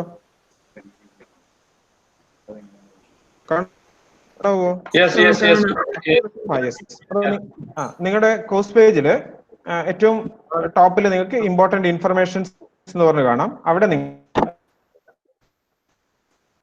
അബൌട്ട് ദിസ് കോഴ്സ് എന്ന് പറഞ്ഞ ഓപ്ഷൻ കാണാം. ഇതിൽ കോഴ്സുമായിട്ട് ബന്ധപ്പെടുത്തിയുള്ള കാര്യങ്ങളൊക്കെ നിങ്ങൾക്ക് അവിടെ എക്സ്പ്ലെയിൻ ചെയ്യുന്നുണ്ട്. അത് നിങ്ങൾ അതിൽ നോക്കുക എന്തൊക്കെ കാര്യങ്ങൾ അവിടെ ചെയ്യാനുണ്ട്. പിന്നെ ഒരു ബുക്ക് ആക്ടിവിറ്റിയാണത്, ഒരു ബുക്കാണ്. അത് ബുക്കിൽ നിങ്ങൾക്ക് ക്ലിക്ക് ചെയ്ത് കഴിഞ്ഞാൽ അതിനുള്ളിൽ കോഴ്സിനെ കുറിച്ചുള്ള വിവരങ്ങൾ, കോഴ്സിന്റെ ടൈം ലൈൻ എങ്ങനെയാണ് കോഴ്സ് വർക്ക് ചെയ്യുന്നത്. ഈ റൈറ്റ് സൈഡിലായിട്ട് കുറെ ചാപ്റ്റേഴ്സ് കാണാം. മൊബൈലിലാണെങ്കിൽ ചിലപ്പോൾ താഴെയായിരിക്കും കാണാം.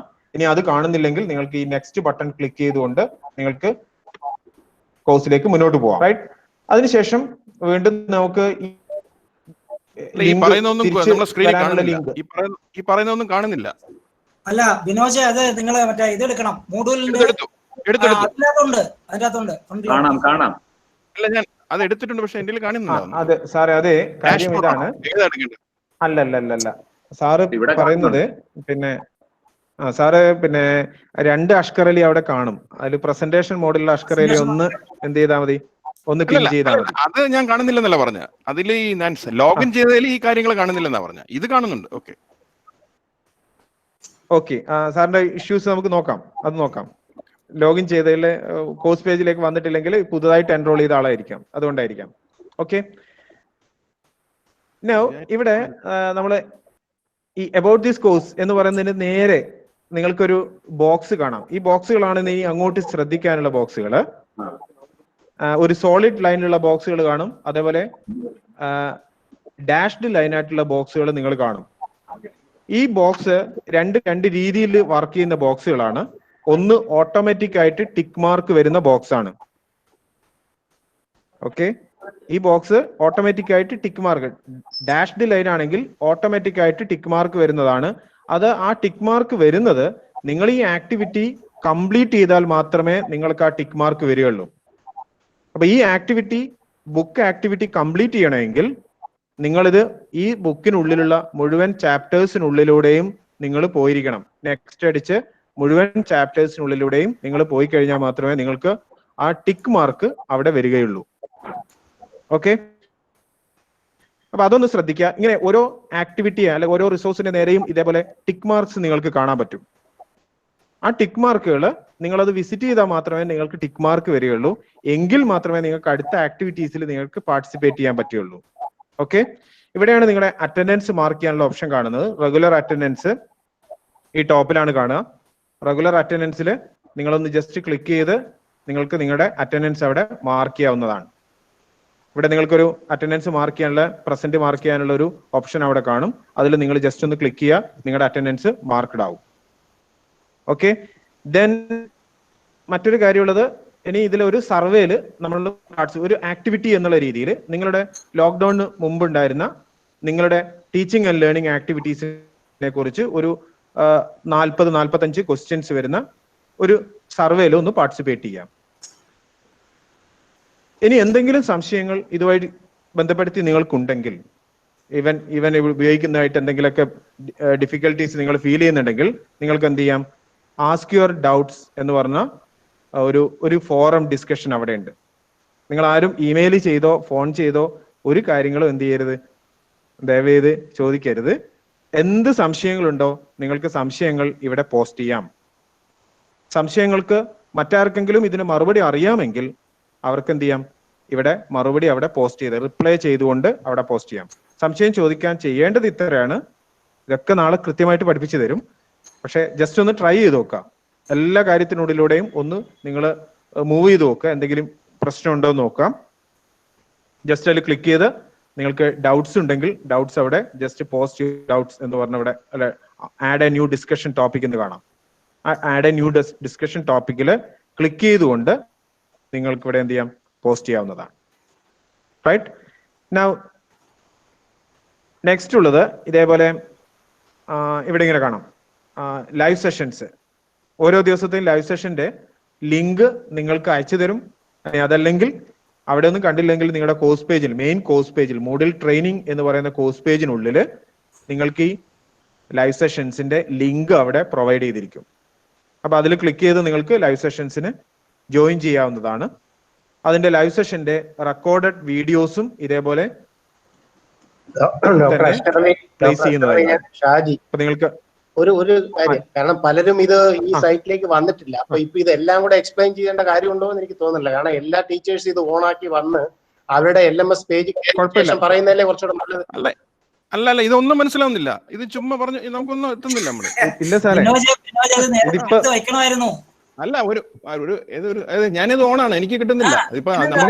ഒന്നും ചെയ്യണ്ട, ഇപ്പൊ ഒന്നും ചെയ്യണ്ട. നിങ്ങള് ഇപ്പോൾ നിങ്ങൾ ഒന്നും ചെയ്യണ്ട, വെയിറ്റ് ചെയ്യൂ. അത് കിട്ടുന്നുണ്ട്. അല്ല നിങ്ങൾ വിദഗ്ധരല്ലോ. വെയിറ്റ് നമ്മള് ഇതിനിടയില് വളരെ പ്രധാനപ്പെട്ട ഒരു കാര്യം മനസ്സിലാക്കേണ്ടത്, ഫാസ്റ്റ് ലേണേഴ്സ് ഉണ്ട്, സ്ലോ ലേണേഴ്സ് ഉണ്ട്. അപ്പൊ ഞങ്ങളുടെ ടീം ഏറ്റവും കൂടുതൽ ശ്രദ്ധിക്കുന്നത് സ്ലോ ലേണേഴ്സിനെയാണ്. ആദ്യത്തെ കുറച്ച് ദിവസങ്ങളിൽ സ്ലോ ലേണേഴ്സിനെ ഒന്ന് പൊക്കി ഒരേ പേസിലേക്ക് രണ്ടുപേരെ ഒന്ന് കൊണ്ടുവരാനുള്ള ശ്രമം നടത്തും. അപ്പം ചിലപ്പം അഡ്വാൻസ്ഡ് ലേണേഴ്സിനെ സംബന്ധിച്ചിടത്തോളം കുറച്ച് ബുദ്ധിമുട്ടുകൾ ഉണ്ടാവും. ക്ലാസ്സിലെ സെഷൻസിലെ ഇരിക്കുന്ന സമയത്തൊക്കെ ബുദ്ധിമുട്ടുണ്ടാകും. Please cooperate. അപ്പം ഇപ്പൊ നിങ്ങൾ ഒന്നും ചെയ്യാനല്ല ഞാൻ പറഞ്ഞിരിക്കുന്നത്. ഇപ്പൊ നമ്മൾ ഒന്നും തുടങ്ങുന്നില്ല. ബട്ട് ജസ്റ്റ് ആ ഇന്റർഫേസ് ഒന്ന് നിങ്ങളുടെ മെയിൻ കോഴ്സ് പേജിനെ ഒന്ന്, നിങ്ങളുടെ ട്രെയിനിങ് കോഴ്സ് പേജിനെ ഒന്ന് പരിചയപ്പെടുത്തുക മാത്രമാണ് ചെയ്യുന്നത്. ഓക്കെ, ഇതിൽ നിങ്ങൾ എന്തെങ്കിലും ചെയ്തിട്ട് കിട്ടിയിട്ടില്ലെങ്കിൽ ഒക്കെ ഒരു പ്രശ്നവുമില്ല, ഒക്കെ നമ്മൾ നാളെ ശരിയാക്കും. റൈറ്റ്? അപ്പൊ പിന്നെ ജസ്റ്റ് നിങ്ങൾ ഒന്ന് മനസ്സിലാക്കുക എന്നുള്ളത് മാത്രമാണ്. ഇതിൽ പിന്നെ മറ്റൊരു ആക്ടിവിറ്റി ആയിട്ട് ഇവിടെ ഞാൻ കൊടുത്തിരിക്കുന്നത് ലെറ്റ് us introduce yourself എന്ന് പറഞ്ഞൊരു ആക്ടിവിറ്റി അവിടെ കൊടുത്തിട്ടുണ്ട്. നിങ്ങളൊന്ന് പരിചയപ്പെടുത്താം. എന്നിട്ട് നിങ്ങൾ നമുക്ക് പ്രോബ്ലംസ് ആണ് ഉണ്ടാവേണ്ടത്. അപ്പൊ നിങ്ങൾ അത് പരിചയപ്പെടുത്തി ഇതിലുള്ള ഇൻസ്ട്രക്ഷൻസ് ഒക്കെ വായിച്ചു നോക്കിയിട്ട് നിങ്ങൾക്കത് പിന്നെ ചെയ്യാൻ സാധിക്കുന്നുണ്ടോ എന്നുള്ളതൊന്ന് നോക്കുക.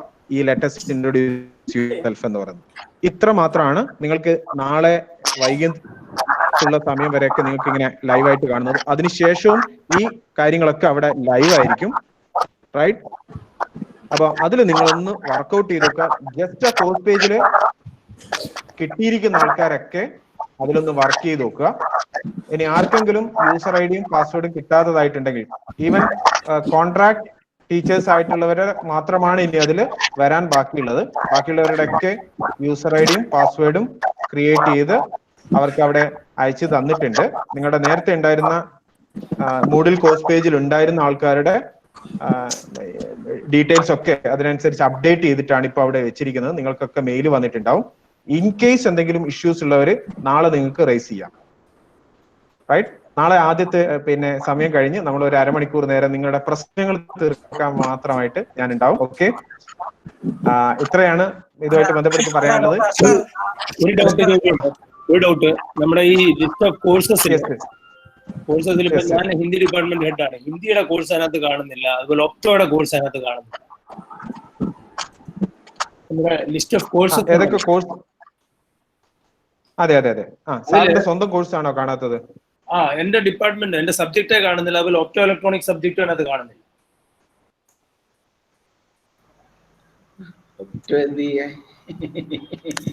അത് കുഴപ്പമൊന്നുമില്ല. അങ്ങോട്ട് ഇങ്ങോട്ട് മാറിയതാണ്. കാരണം നമ്മൾ ഇനി ഒരു ഓർഗനൈസ്ഡ് ആയിട്ട് രീതിയിൽ ഇതിനൊന്ന് ചെയ്തു കൊണ്ടുവരികയാണ്. ഇതിന്റെ ഭാഗമായിട്ട് നിങ്ങളുടെ പിന്നെ യൂണിവേഴ്സിറ്റിയിലെ മുഴുവൻ കുട്ടികളുടെ ലിസ്റ്റ് ഞങ്ങൾ കളക്ട് ചെയ്തിട്ടുണ്ട്. അതിനെ ബേസ് ചെയ്ത് നിങ്ങളുടെ കുട്ടികളുടെ ഒരു ബാച്ചായിട്ട് തന്നെ നിങ്ങൾക്ക് നിങ്ങളുടെ കോഴ്സ് പേജിലേക്ക് എൻറോൾ ചെയ്യാൻ പറ്റുന്ന രീതിയിൽ കുട്ടികളെയും ഇതിനുള്ളിലേക്ക് വരും. അതിലൊക്കെ പിന്നെ ഒരാളെ ഏതെങ്കിലും ഡിപ്പാർട്ട്മെന്റിൽ ഒരു കുട്ടികളെ നിങ്ങൾക്ക് മനസ്സിലായിട്ടില്ലെങ്കിൽ അത് കൃത്യമായിട്ട് ഐഡന്റിഫൈ ചെയ്യാനുള്ള ഒരു കോഡും അതിനനുസരിച്ച് ഡെവലപ്പ് ചെയ്തിട്ടുണ്ട്. അപ്പം അങ്ങനെയുള്ള കാര്യങ്ങളൊക്കെ ഒരു ഓർഗനൈസ്ഡ് ആയിട്ട് വരുന്നതിൽ ചെറിയ അങ്ങോട്ടും ഇങ്ങോട്ടുള്ള ബുദ്ധിമുട്ടുകൾ ചിലപ്പോൾ നിങ്ങളുടെ എക്സിസ്റ്റിംഗ് കോഴ്സുകൾക്ക് എന്തെങ്കിലുമൊക്കെ ഉണ്ടാവാം. പക്ഷെ ഒരാളുടെ കോഴ്സും ഡിലീറ്റ് ചെയ്യപ്പെടുകയോ നഷ്ടപ്പെടുകയോ ഒന്നും ചെയ്തിട്ടില്ല. അപ്പൊ അതൊക്കെ ഉള്ളത് മുഴുവനായിട്ട് കണ്ടുപിടിച്ച് അതിനനുസരിച്ച് ലിങ്ക് ചെയ്ത് തരും. ഓക്കെ. അപ്പൊ അതിനെക്കുറിച്ച് ബോധർ ചെയ്യേണ്ട ആവശ്യമില്ല. അങ്ങനെയുള്ള കാര്യങ്ങളൊക്കെ നമുക്ക് കൃത്യമായിട്ട് നമുക്ക് മുന്നോട്ട് പോവാം. നിങ്ങൾ ആകെ ചെയ്യേണ്ടത് നമുക്ക് പിന്നെ നല്ല രീതിയിൽ പിന്നെ ഈ ലൈവ് സെഷൻസിൽ എല്ലാവരും പാർട്ടിസിപ്പേറ്റ് ചെയ്യാൻ പരമാവധി ശ്രമിക്കുക. ബുദ്ധിമുട്ടുകളുള്ളവരുണ്ടാവും, അത് നമുക്ക് അതിനനുസരിച്ച് കാര്യങ്ങൾ എക്സ്ക്യൂസ് ചെയ്യാം. ഇതിന്റെ റെക്കോർഡഡ് അല്ല ഡോക്ടർ അസ്കർ, ഇത് നമ്മുടെ ഈ കോൺട്രാക്ട് ഫാക്കൽറ്റിയുടെ ഇമെയിൽ ID നമ്മളെല്ലാം അയച്ചു കൊടുത്തിട്ടുണ്ട് IQAC-ല്. ഡോക്ടർ സൈമന്റെ അടുത്തുണ്ട്. കിട്ടിയല്ലോ അല്ലേ? അപ്പൊ അത് അവർക്ക് ഈ നാളെ വൈകുന്നേരത്തിന് മുമ്പായിട്ട് ഇതൊക്കെ ക്ലിയർ ചെയ്യാൻ പറ്റുമല്ലോ? എല്ലാം ക്ലിയർ ചെയ്യണം, എല്ലാം ക്ലിയർ ചെയ്യണം. അത് ഇന്ന് വൈകുന്നേരത്തോടു കൂടി അത് കംപ്ലീറ്റ് അവർക്ക് സാർ പറഞ്ഞ ടാസ്ക് എവിടെ നമ്മുടെ മെസ്സേജിലും മെയിൽ ബോക്സിൽ വരുമോ അതോ ഇതിൽ വരുമോ, ഈ പേജിൽ വരുമോ? ഹലോ, ട്രെയിനിങ് നിങ്ങളുടെ എൻറോൾ ചെയ്തിട്ടുണ്ട്. നമ്മുടെ 200 പേരെ നിങ്ങളുടെ ഓൾറെഡി ഫസ്റ്റ് തന്നിരിക്കുന്ന ലിസ്റ്റ് അനുസരിച്ച്, ഫസ്റ്റ് എന്ന് പറഞ്ഞാൽ ഇന്നലെ കുട്ടി കിട്ടിയിരിക്കുന്ന ലിസ്റ്റ് അനുസരിച്ച് ഡിപ്പാർട്ട്മെന്റിലെ ഫാക്കൽറ്റീസില്. ഹലോ സാർ, എന്റെ ചോദ്യം ഞാനിപ്പം ലോഗിൻ ചെയ്തിരിക്കുകയാണ്. അപ്പൊ അതിനകത്ത് നമ്മുടെ ഈ നിങ്ങളിപ്പോ ഇന്നലെ അയച്ചു തന്ന ലിങ്ക് ഉണ്ടല്ലോ, LMS കേരള യൂണിവേഴ്സിറ്റി നമ്മുടെ മൂഡിലിന്റെ ലോഗിൻ പേജ് ഉണ്ടല്ലോ. ഇപ്പം മുമ്പ് പറഞ്ഞ ആ ടാസ്ക് ഇതിലാണോ നമ്മൾ ചെക്ക് ചെയ്യേണ്ടത്, നമ്മുടെ മെയിലില് വേറെ വരുമോ, എങ്ങനെയാണ്? കോഴ്സ് പേജില് മൂഡിൽ ട്രെയിനിങ് എന്ന് പറഞ്ഞ ഒരു കോഴ്സ് പേജ് കാണാം. ഓക്കെ, അതിനുള്ളിലാണ് എല്ലാ ടാസ്കുകളും കാണാം. Thank you. സാറേ, ഞാൻ മാത്സിൽ നിന്നാണ്, സുരേഷ് സിംഗ്. അപ്പൊ ഞാൻ ആദ്യം മൂഡില് ക്രിയേറ്റ് ചെയ്തിരുന്നു, യൂസർ ID പാസ്വേഡ് ഉണ്ട്, അത് സ്റ്റിൽ വർക്കിംഗ്. പക്ഷെ നിങ്ങൾ തിരിച്ച് എനിക്ക് യൂസർ IDയും പാസ്വേഡും തന്നിട്ടുണ്ട്, അത് വർക്ക് ആകുന്നില്ല, അത് കയറുന്നില്ല. അപ്പൊ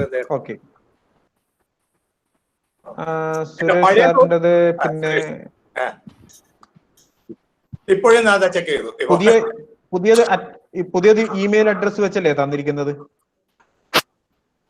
അതായത് ആദ്യം ചെയ്യുമ്പോഴത്തേക്ക് ഒരു യൂസർ നെയിം കൊടുക്കാൻ പറഞ്ഞു, പിന്നെ നമ്മൾ തന്നെ ഒരു പാസ്വേഡ് സെറ്റ് ചെയ്തു. അപ്പൊ രജിസ്റ്റേർഡ് എന്ന് പറഞ്ഞിട്ട് വന്ന് അതിപ്പോഴും കയറാൻ പറ്റുന്നു സ്റ്റിൽ. പിന്നെ അവിടെ നിന്ന് ഒരു മെയിൽ രമേശ് എന്ന് പറയുന്ന സാറുടെ കയ്യിൽ നിന്ന് വന്നു. അതിൽ ഒരു യൂസർ ID പാസ്വേഡ് തന്നിട്ടുണ്ട്, അതിലെ യൂസർ ID പറ്റുന്നില്ല, ഇൻവാലിഡ് യൂസർ ID എന്ന് അങ്ങനെ വരുന്നു. എനിക്ക് ആ പ്രോബ്ലം ഉണ്ടായിരുന്നു. ഞാൻ പാസ്വേഡ് ചേഞ്ച് ചെയ്തപ്പോൾ വന്നു. Password change Suresh Kumar sir എന്നാണോ? അല്ല, സുരേഷ് സിംഗ്. സുരേഷ് KS എന്നാണോ അല്ലെങ്കിൽ ജി സുരേഷ് സിംഗ്? ഞാൻ രണ്ടുപേരുടെയാണ് ഇപ്പം സുരേഷ് എന്ന് പറഞ്ഞ് കാണുന്നത്. ഒന്ന് സുരേഷ് KS, മറ്റൊന്ന് doctor KS Suresh Kumar. Email address gsureshsingh65@gmail.com. സാറിന് എത്തിയിട്ടില്ല ഇവിടെ. ജി സുരേഷ് വന്നിട്ടില്ല. അത് സാറിന്റെ വർക്ക്. ഹലോ സാറിന്റെ ഇമെയിൽ അഡ്രസ് ജി സുരേഷ് അല്ലേ? അത് ഞാൻ നോക്കാം. എനിക്ക് ഇതേ പ്രശ്നം ഉണ്ടായിട്ടുണ്ട്. ഞാൻ ലക്ഷ്മി ടീച്ചറാണ് ഫിലോസഫിയില്. എനിക്ക് ഇത് തന്നെയാണ് പ്രശ്നം. പഴയ യൂസർ നെയിമും പാസ്വേഡും മാറുന്നില്ല, ഇൻവാലിഡ് എന്നാണ് പുതിയത് കൊടുക്കുമ്പോൾ കാണിക്കുന്നത്. സർ എനിക്ക് സർ ജയകൃഷ്ണൻ തമിഴ് നമ്മള് ഇമെയിൽ കിട്ടിയോ നോക്കണേ. ഇമെയിൽ കിട്ടിയത് വർക്ക് ചെയ്യുന്നില്ല എന്നുള്ളതാണെങ്കിൽ നിങ്ങളുടെ ഇമെയിൽ അഡ്രസ്സിൽ എന്തെങ്കിലും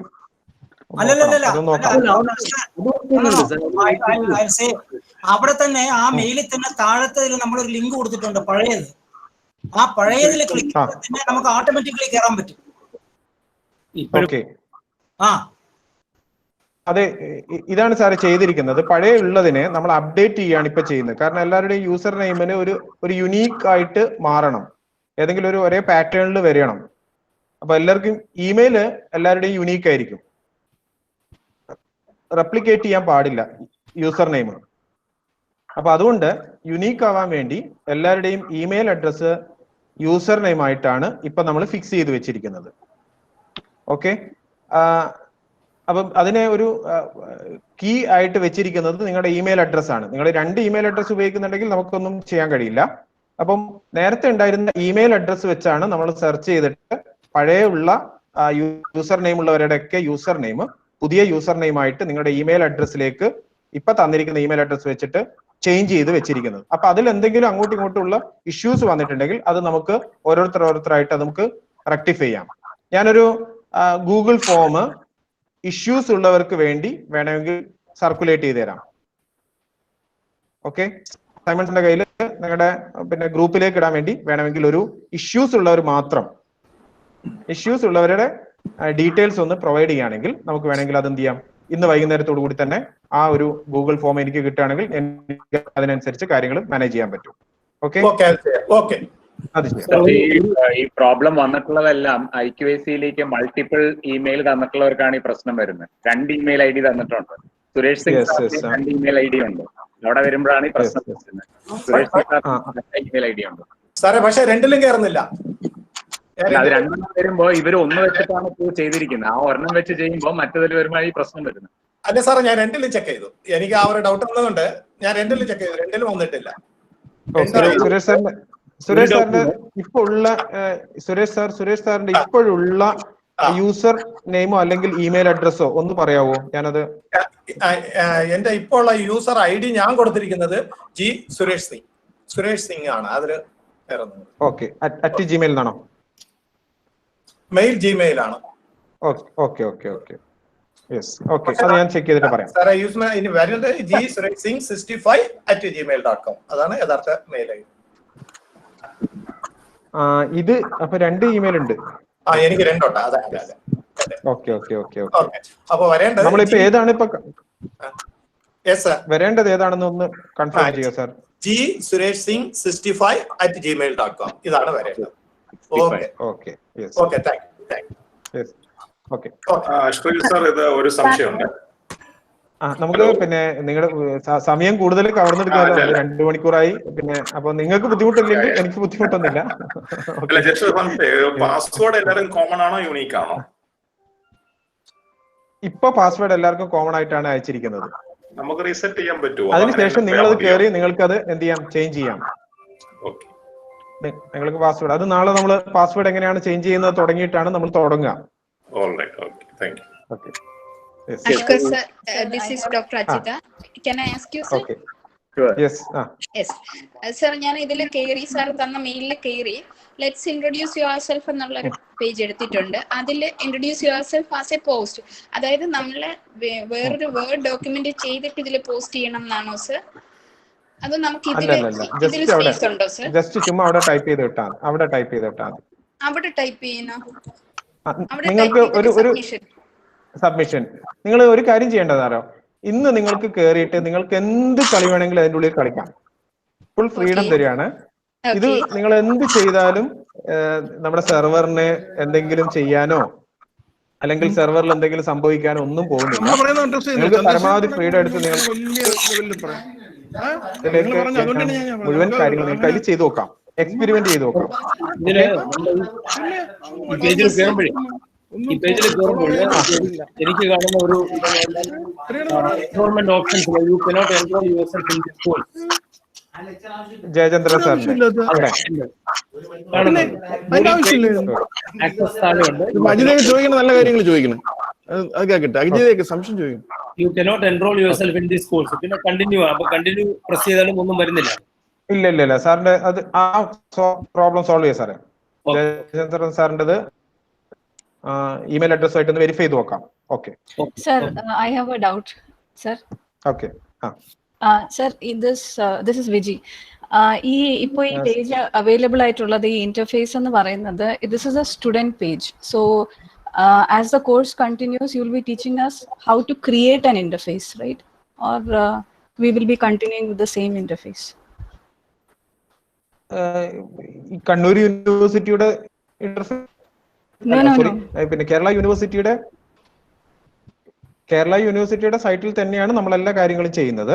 ഇതിൽ now you are in a student role ആണ്. Now we will create a course in which you are assigned as a teacher. Okay, fine. Okay, so the interface will not change. the profile മാത്രം ഇങ്ങനെ മാറുന്നുണ്ട്. Okay, there's not going to be a separate ഒരു separate interface വരുന്നില്ല. So this is going to be the interface where I'll be working. Same interface തന്നെയായിരിക്കും. Okay, so as the number of courses increase, also the interface would remain the same. It gets added on to the same interface. Okay, thank you so much. Okay. So it's 6 o'clock. Shall we conclude? Yes, sir. Yes, sir. We conclude. So അപ്പോൾ സംശയങ്ങളൊക്കെ നിങ്ങൾക്ക് എന്ത് ചെയ്യാം, അവിടെ post ചെയ്ത് ചോദിക്കാം. നമുക്ക് നാളെ വീണ്ടും ഇതേപോലെ മീറ്റ് ചെയ്യാം. ഞാൻ ജയശ്രീ ഹിന്ദി ഡിപ്പാർട്ട്മെന്റിലാണ്. എനിക്ക് ട്രെയിനിങ്ങുമായിട്ട് ബന്ധപ്പെട്ട ഒരു മെയിൽ യൂണിവേഴ്സിറ്റിയിൽ നിന്ന് കിട്ടിയിട്ടില്ല. ഇന്ന് എന്റെ കൂടെയുള്ള ഹെർമൻ സാർ എനിക്ക് മെയിൽ ഫോർവേഡ് ചെയ്തു തന്ന്. ആ മെയിലില് ഞാൻ ജയശ്രീ ഗോപിനാഥ് എന്നാണ് എന്റെ മെയിൽ ഐ ഡി. സാർ ജയശ്രീ ഗോപിനാഥ് @gmail.com എന്നാണ്.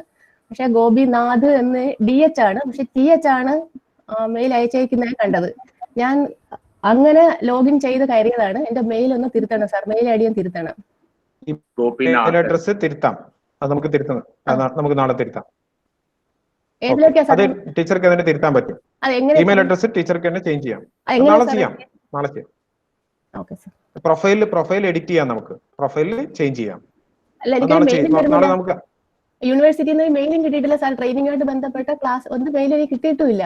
ടീച്ചറുടെ മറ്റേ ഹിന്ദി ഡിപ്പാർട്ട്മെന്റിൽ നിന്ന് വന്നത് ടീച്ചർ തന്നിട്ടുണ്ടായിരുന്നു, അതിനകത്ത് കറക്റ്റ് ആണോ?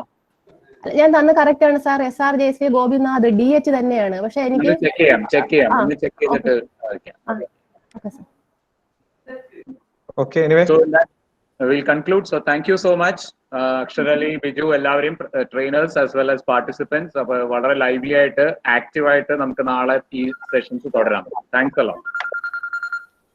Thank you, sir. Thank you. Thank you. Thank